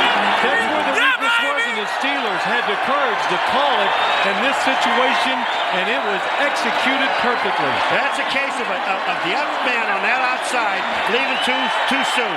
I mean, here comes Dion Figures, and watch this. He knows it's coming. He sees it. He reads the ball. And the most important thing now, I got to get in. Boy, it bounces right on his hip. And I'll tell you what, you can pick it up. Oh, that was beautiful. You cannot advance it. can't It's marked at the 47-yard line of Pittsburgh. That's a 12th onside kick in Super Bowl history, and only the 4th time successfully. Successful is the pass to Hastings, and then first down at the Dallas 41. Here comes the onside kick again, folks. So you understand, I mean, look at this ball. And Figures, it hits it right on the hip. There's absolutely nobody out there. But we knew that they were going to try it. They wanted to do it in the first half off a scoring play, but it didn't have a chance. Passes high again, and what a catch by Hastings. The receivers for Neil O'Donnell have been brilliant. Fantastic is the word. Brilliant, Dick, you're right. You see him up in the slot right there. Andre Hastings goes high, catches the ball on the second try.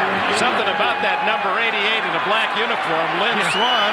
82 was, of course, John Stallworth, the other top 2 receivers here. Hastings and up Thigpen, and this is Ernie Mills. Thigpen's hurt.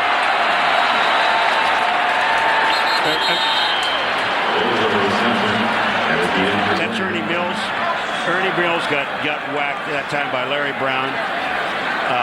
But they've been hooking up perfectly on all of these plays, and now it seems O'Donnell has settled down. And it took 3 quarters and a little more just to do it. But, you know, there haven't been many passes that have been below the shoulders of his receivers. No, not many. You're right, Dick. Here's a good look at Larry Brown coming up, making the hit, and he hits him in the back of the head. And twists that left knee, got twisted underneath. And, of course, an injury to one of the Steelers punishes them in that 4 and 5 wide. We'll take a timeout with 10:16 left in the 4th. Ernie Mills with his 8th catch, but the injured knee as they attend to him. Ball at the 22-yard line. Another big effort from Mills, who was the leading touchdown man of the receivers of the Steelers, had 8 touchdown catches, and Emmitt Smith, his teammate at the University of Florida, was one of the first men on the field to make sure Ernie was okay. 2nd and 2. Steelers trail 20-10. 10 minutes left in the 4th period. O'Donnell to Van Morris. And Morris has the first down at the 17. So much for the blowout, boys. Now we get the football game is on. I mean, the onside kick was terrific, but I'll tell you something right now. This team is now fired up offensively. And all you need is one little spark to do that. And once that puts it in perspective, the defense, they know they're holding them. The offense now, they're getting off the ball. At the 17-yard line, Cordell Stewart to the left in the slot. Thigpen wide left. Hastings wide right. Morris in motion. Morris had to lose his forward momentum to come back and get the ball, so he didn't have that charge going upfield. You know, he's a tough man to break down, Bam Morris. Not only does he catch the ball, he gets hit, but watch Scott Case at the end of this, baby. He jumps on his back, and he still can't get him down. Here it is. He checks off on the outside, hits Bam Morris. Brown comes up and hits. So watch Scott Case on top. He's going to ride him a little bit. Nothing. Ball at the 11, a gain of 6 on the play. 8:50 remaining, and O'Donnell almost perfect the last 2 drives. Looks to the end zone, throws underneath, complete the Thigpen, drilled it down at the 5, it hangs on. Dixon Edwards almost dislodged his shoulders from his hips, and he did not let the ball go. What can you say about these wide receivers? Watch Yancey Thigpen. He's coming all the way across the field right here. Neil O'Donnell hangs in there and throws it in tight coverage. And what a hit by Dixon Edwards. Edwards just drops his shoulder. Watch his shoulder hit him right here. He'll drop it and bang!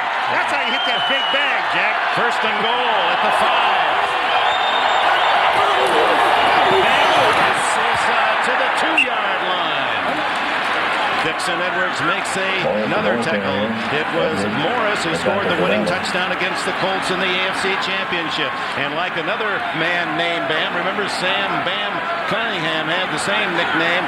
They're best down inside that 2-yard line. You figure he'll get it. All right, they're bringing some big lumps in now. They got Parrish is in there, and he reported. So obviously 79 James Parrish will be on the line of scrimmage.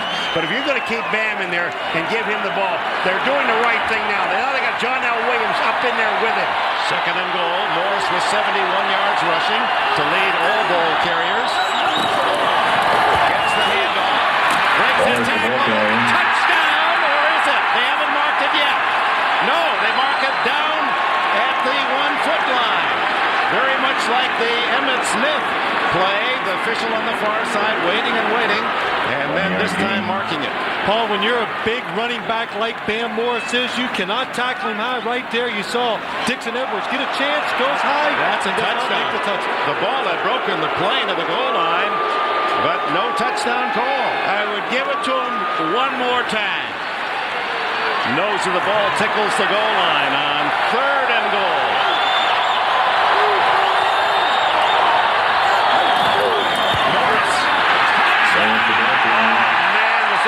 Did you see John L. Williams' block on the outside?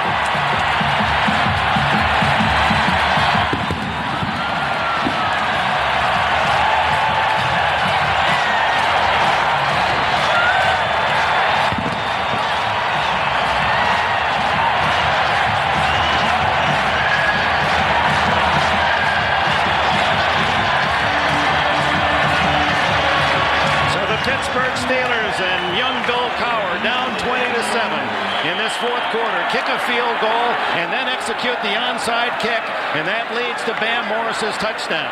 This to pull the Steelers to within 3. It's 20-17.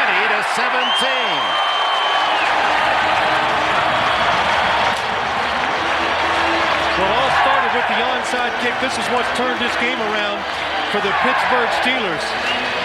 Right here, look up top. There is Dixon Edwards taking off before the ball is kicked, and the Steelers do an excellent job of executing. And then Yancey Thigpen, how about this clutch reception under punishment? Well, these receivers are tough. They're used to blocking down the field last year for the running game. Now they're making the catches down the field. And then John L. Williams seals the corner, and Bam Morris walks in. That block that time by John L. Williams on Miles, Godfrey Miles, was just beautiful. And look at Bill Cowher. Yeah, 1 point. Kay Cowher, daughter Megan, leading the cheers. And O'Donnell, who has had an up and down afternoon. Thank you. 5 for 5 on the drive, and plenty of time. 6:36 left. A field goal game, and the Steeler defense in this second half has been very stingy. You know where Dixon Edwards is now? He may be offside. Yeah, that's right. That's right. he could be across the 40. You think he's going anywhere? Now he's up right hugging that 40-yard line. You're not going anywhere, son. Now, they're not going to try it again, would you think? No.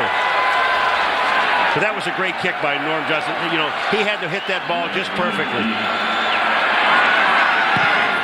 Boy, does he hit this one deep. Williams bobbles, picks it up at the 8.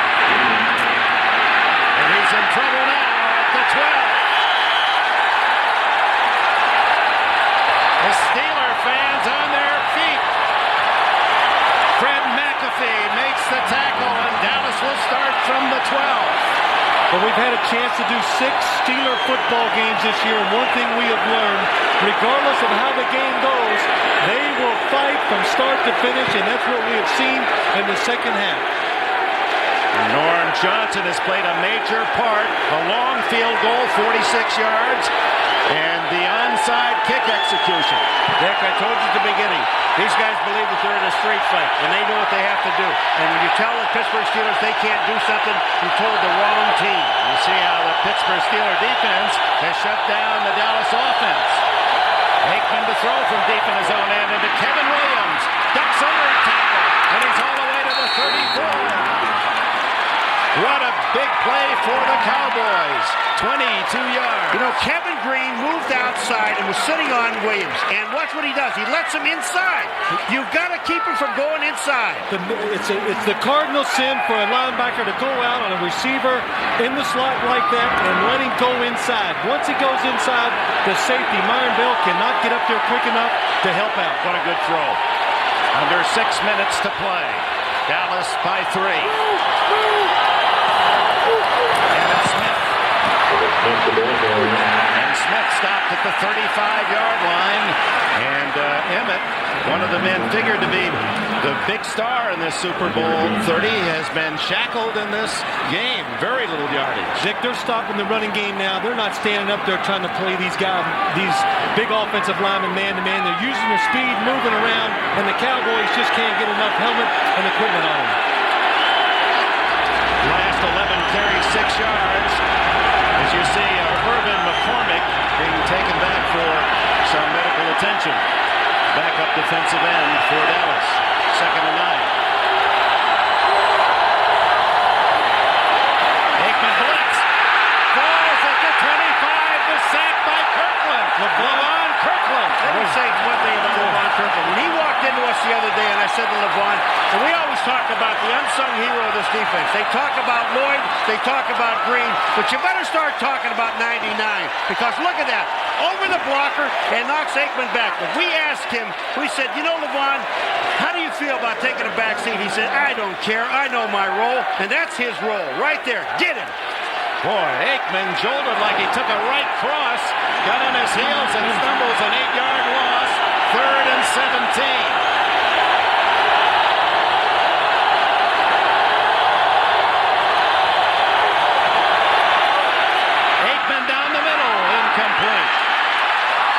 Kevin Williams wants interference as he went down at the 45. No flag.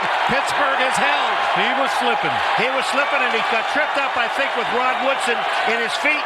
No, is it Woodson? Is it Carnell Lake? Watch this. He goes to the inside. He's slipping. That's a good play. There's no pass interference there. Little hand check from Carnell Lake. If you're a Dallas fan, you'd think there was contact. So in to punt is John Jett. 4.5 minutes to play. Andre Hastings at the 32-yard line. Beautiful spot. Hastings backpedals to the 25. 30.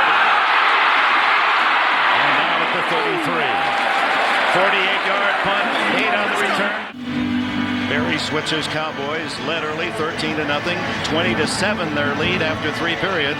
But Pittsburgh has scored 10 points in this final quarter, and the Steelers have the ball with 4 minutes, 15 seconds remaining, and they'll start from their own 32-yard line. A quiet game for Troy Aikman and his star running back Emmitt Smith. Neil O'Donnell. Ernie Mills is out for the rest of the game after 8 catches with a knee injury. 4 wide. O'Donnell in trouble and just gets that away. Incomplete. In and out of the hands of Andre Hastings. Boy, it looked as if Tony Tolbert was going to take the ball right out of O'Donnell's hand from behind. Hastings looking up at the scoreboard because you can see the instant replay, and he knows catch the ball first, then run with the football. He knew you're right, Paul. He knew he was wide open trying to catch it and run, and just a little too quick. Took his eyes off the football. Now the pressure on the Dallas defense. O'Donnell with a big second half. 4 linemen and 7 defensive backs. Blitz on. O'Donnell intercepted, and Larry Brown has a shot at a touchdown. Brown knocked out of bounds by John L. Williams. And Brown again, not blitzed again. The Dallas Cowboys. The Steelers pick it up, and Larry Brown just stands there. Watch this coming at you. You're going to see the blitz. The Cowboys pick it up. Neil O'Donnell throws it quick outside. The receiver does not adjust the route. Larry Brown with 2 interceptions. He just stood there, both of them thrown right at him. Out of bounds at the 6-yard line. John L. Williams saved the touchdown. And now the Steelers. Well, the Steelers are not out. They got to hold them to a field goal right here. That's what Cowher said. He said to his team, field goal, field goal, field goal. His touchdown, it puts it out of perspective. But there's twice that now you don't know who didn't make the adjustment. Was it receiver or was it Neil O'Donnell on that play? Emmitt Smith lines up deep. Smith inside the 5 to the 4-yard line. Joel Steed, the nose tackle, 300-pounder from Colorado, makes the stop. You know, you sit down here and you know that Emmitt's going to get the ball, and you're sitting back in there. You know, but this is the ideal situation for the Dallas Cowboys to throw the football. Pittsburgh Steelers take their second timeout of this half. So they stop the clock at 3:47. That leaves them with only 1 timeout plus the 2-minute warning. Well, I don't know whose fault it was on that interception. The receiver was supposed to change his route, but the one thing I know is the Steelers pick it up. They pick up the blitz, and that tells me they had the right call on it, so the receiver shouldn't adjust. Watch here. You're going to see these 2 blitzers come outside. Watch the back, John L. Williams, come over here. The receiver never adjusts his route. Watch Larry Brown at the top of your screen. He just watches the quarterback the whole time. And if Neil O'Donnell really did not have to throw the ball that quick, had he waited and thrown downfield, it would have been a touchdown. So Larry Brown, if ever was that old adage, the right man in the right place, Brown almost camping out as if he said, you know, I think there'll be an interception thrown about here. And in Larry Brown's behalf, what a year for him. Earlier this season, the very lowest of points, his 10-year-old son, Christopher, born prematurely, passed away. He missed a game, came back. So a year with heavy hearts, and here on Super Bowl 30 day, maybe the highest of emotions for him. 2 big interceptions for Brown. Second and goal.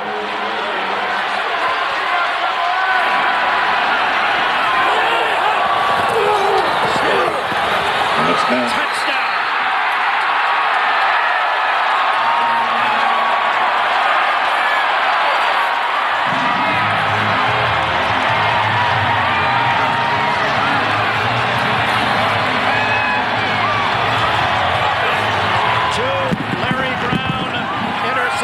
Have led to 2 Emmitt Smith touchdown blasts. Emmitt Smith behind that offensive line, that is just awesome. You know, he gets down there to that goal line. I mean, he just makes a living getting into the end zone. I mean, just some outstanding blocking by the offense. You look at Kevin Green saying, you know, a couple of interceptions, and we'd be ahead in this ball game. 14 points of the 27 if this extra point is good, and it is. 27-17. Emmitt Smith held only 49 yards rushing today, but 2 touchdowns. Well, this touchdown, Derek Kennard and Larry Allen, the center and the right guard. Watch them here push the Steelers off the line of scrimmage, and then Darrell Johnson does a good job of kicking it out. Emmitt Smith gets to the half-yard line, pushes his way into the end zone. Well, the story after the 2 interceptions, it took Dallas only 2 plays to score each time, as Larry Brown positioned them deep in Pittsburgh territory with his picks. Well, there's a man who might well get a considerable number of votes for the most valuable player in this game, even though there was nothing spectacular about his interceptions, but he played his position right. Oh, yes, there was something spectacular, Dick. 14 points came off of those interceptions. Right. And when you think back to those interceptions, the Cowboys were gambling. They were blitzing, hoping the Steelers would run something short. That's the reason why he just stood there. They were like playing a zone, expecting a quick route. The Steelers didn't adjust, but Neil O'Donnell both times to the wrong spot. Well, that's hard for him to say that. And to have a quarterback through the wrong spot. You had some hesitation in there. Yeah. The Steelers have lost their deep return man on kickoff, so Fred McAfee fills the role played by Ernie Mills out with a knee injury. Mills toward the far sidelines. McAfee. Dives out to the 24-yard line. Neil O'Donnell out of the shotgun with Hastings in motion to help on a blitz if there is one. Now O'Donnell to Hastings. Breaks out of the tackle. Still on his feet. What an effort by Andre Hastings. Here's he has a first down at the 34. Clock running, 3:20 left. They got to stay in the hurry-up offense now. It's not like Buffalo uses it. What they do is they just know huddle, but they don't go as fast as the Buffalo Bills have gone in the past. Incomplete to Yancey Thigpen. No, it's Corey Holiday. He's in because of the injury to Mills. Holiday, free agent pick a year ago out of the University of North Carolina. Take your time. There's still plenty of time because it doesn't matter how quick you score. It's all going to hinge on getting another onside kick. So just be patient and make the plays as they're given to you. 2nd and 1 for O'Donnell. Lots of time. Leon Lett chases him out. Flags are down in the secondary. And finally O'Donnell throws it away. Stops the clock with 2:34 remaining. Well, I'll tell you what. Robert Bailey, number 23, is running at the official.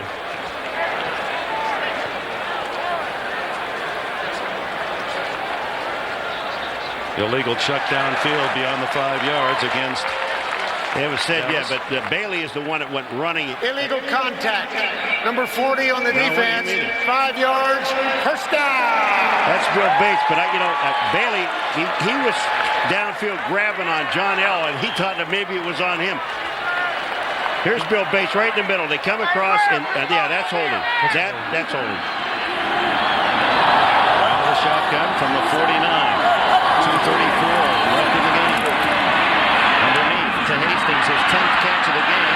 Trying to get out of bounds, saves some time by ducking out at the 45-yard line of Dallas. Looking back on the 2 turnovers, both interceptions by O'Donnell, the irony is that Aikman and O'Donnell were one of the best in the league in not throwing interceptions, and O'Donnell is the best career passer in the history of the NFL in least interceptions thrown. And then both times Dickey got caught in that what we call that no man's land as a quarterback. He didn't know whether to hold on it because he knew the blitz was picked up or not. And both times he made the wrong decision. 2:28 left.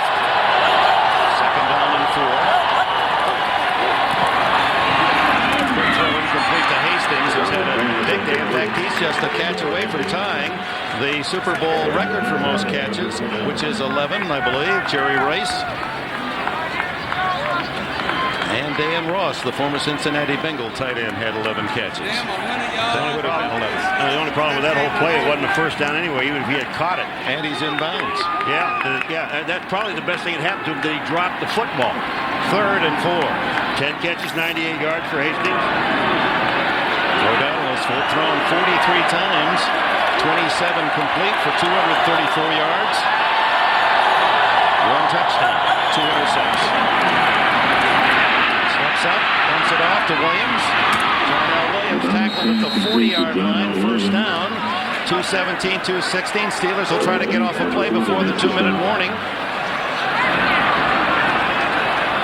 See if O'Donnell just grounds it. Well, I wonder if he sees the game clock. He might be just looking at the 24-second. He gets a play off. And goes deep downfield for Stewart.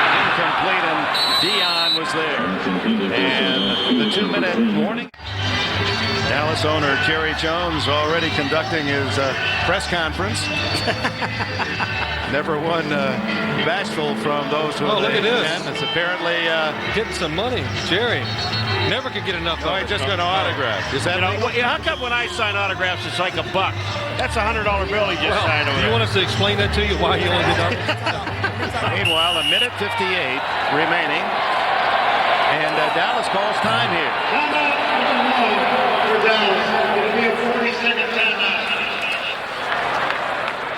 Well, the Deion Sanders, prime time. We've had a camera on him throughout. Not a lot of spectacular plays, but he is a prime time guy. And play a little football.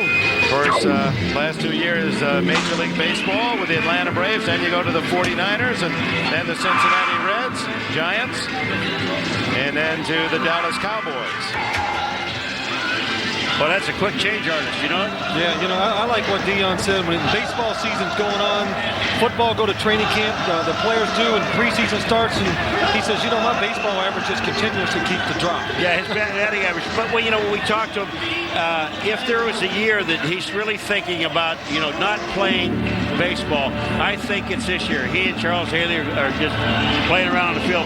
But, you know, if they win the Super Bowl here, and he loves his football team, is what he said, I think there's a very good possibility that he'll give up baseball because he only makes $1 million a year. He says that everybody in the league has been to the Bahamas except me. I've never had a vacation. His wife's worried, though, I'd be around the house too much if I don't play baseball. Second and 10 for O'Donnell.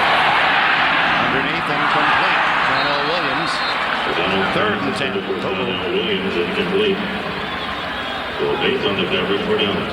Well, the Cowboys have 4 sacks, and O'Donnell, at least the feeling one gets watching this game is that he has been a hurried quarterback, and 2 of those hurries have led to huge interceptions. You know, when you see a quarterback and they're blitzing and you throw the ball, we're not beating him down, but when you see him throw the ball as quick as he does, that shows lack of confidence in your offensive line as far as I'm concerned. This offensive line has done a pretty good job today. They've held up very well, especially against the blitz.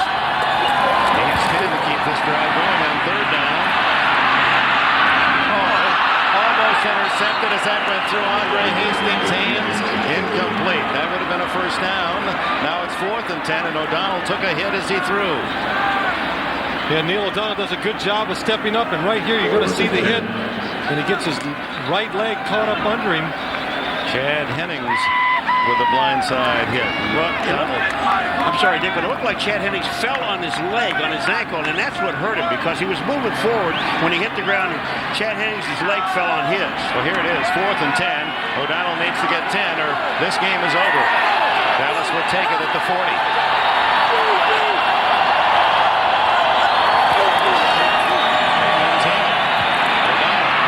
Incomplete. John L. Williams, ball a little behind, and the Cowboys start to celebrate.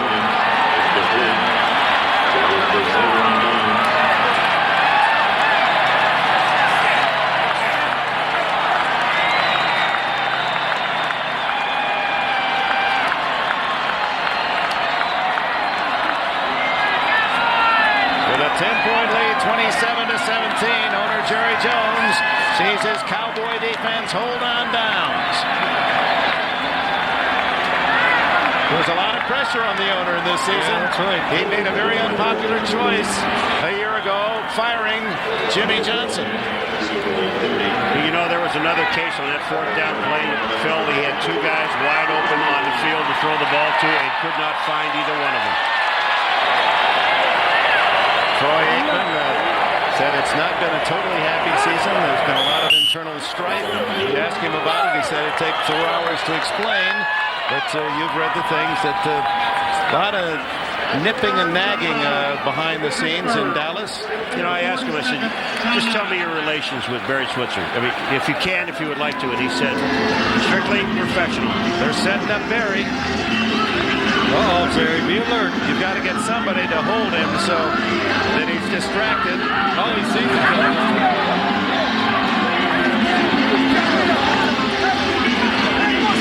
Well, Barry Switzer, when you around the Cowboys, a lot of the players are big fans of his. The one thing they enjoy and like, it's different from Jimmy Johnson.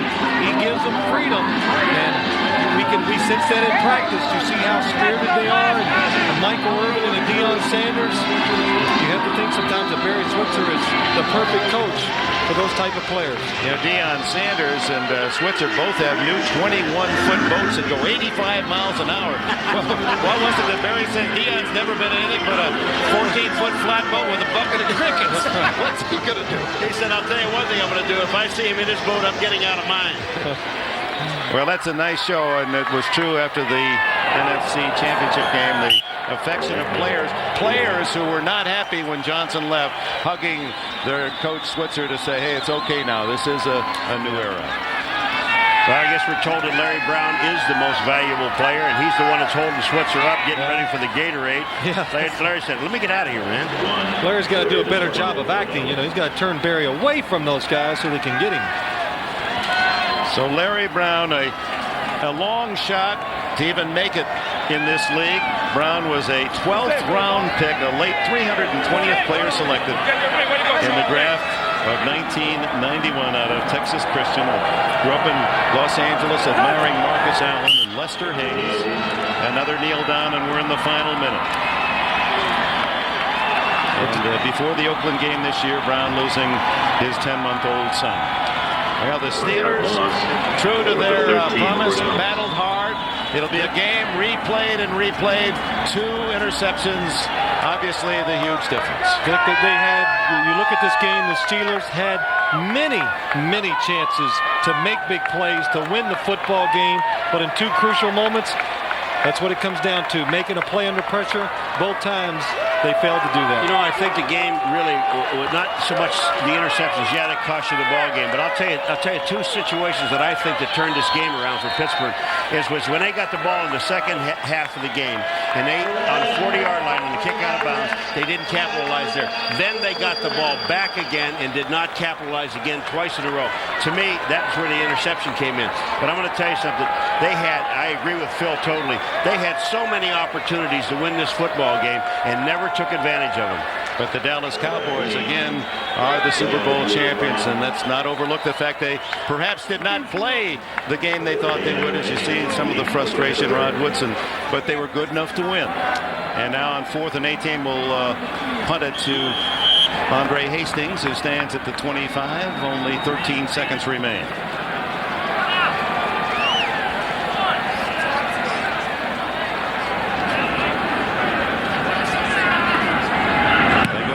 Jet, but can't get there in time, and Hastings will let it kick back, and touchdown by Dallas with 3 seconds remaining. Time for a final Pittsburgh play. So the NFC will reign supreme again. 12 straight victories for the National Conference. And the frustration is not just in Pittsburgh, but every team that plays in the American Football Conference. It's painful. I mean, they hurt most of all. At least you got to say the gap is closing. I mean, we saw today that the Steelers and the AFC are capable of playing with the team from the NFC. And like we said, they had many chances to win the game, but they didn't come up in the situations when they were tough. You know, and the one thing, the onside kick that we knew was going to be coming sometime during the ballgame, and we also thought it might have been on the opening kickoff of the game, but they didn't want to take a chance. But, you know, and they take that, and then they go down and score with it, which puts them in the ballgame. And then another crucial interception that knocks them back out of the ballgame again. You just can't keep overcoming those odds in a big game. And the perhaps least likely of stars, Larry Brown, will be the most valuable player, only the second defensive back to win that honor in a Super Bowl. Miami's Jake Scott. There's the other. Last play. O'Donnell heaves it as far as he can.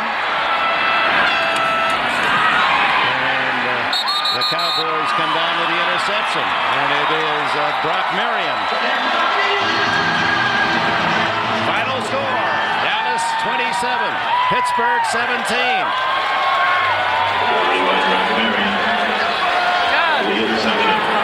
By the way, Larry Brown will receive the Pete Rozelle Trophy after the late commissioner has watched the game in Southern California.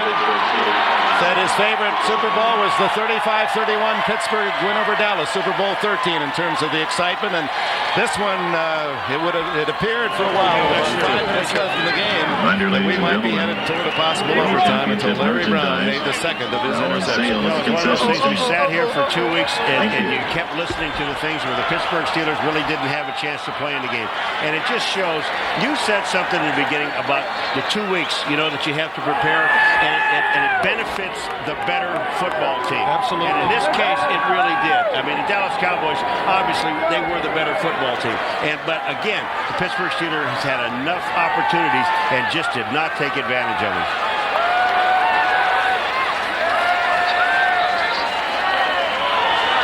Vince Lombardi Trophy going to the winning Dallas Cowboys, who have now equaled the 5-1 by the San Francisco 49ers. And, of course, those two teams battling throughout the course of the year for that supreme position and regarded as the two best in the NFL. And there were times where Dallas felt they would not have all the advantages of being home. Number one seed. It appeared the 49ers were in command. Well, think about it. 2 weeks ago in the season, how it turns around for them. They get home field advantage. They were worried about playing Detroit in the playoffs. That doesn't happen. They get Philadelphia. They match up well against them. Green Bay beats San Francisco. I mean, Dallas, they were scared to play the Kansas City Chiefs in the Super Bowl. They didn't think they matched up well. The Steelers, a team they thought they matched up well against, comes in. Charles Haley, by the way, 5 Super Bowl rings. Haley becomes the first to have one finger and the thumb. His father seeing his first Super Bowl game, afraid to fly, so finally coaxed to come out here to Phoenix and see his son win number 5. Father George among those cheering. So Deion Sanders wins back-to-back Super Bowl rings with 2 different teams. 27-17, Dallas, the champions again.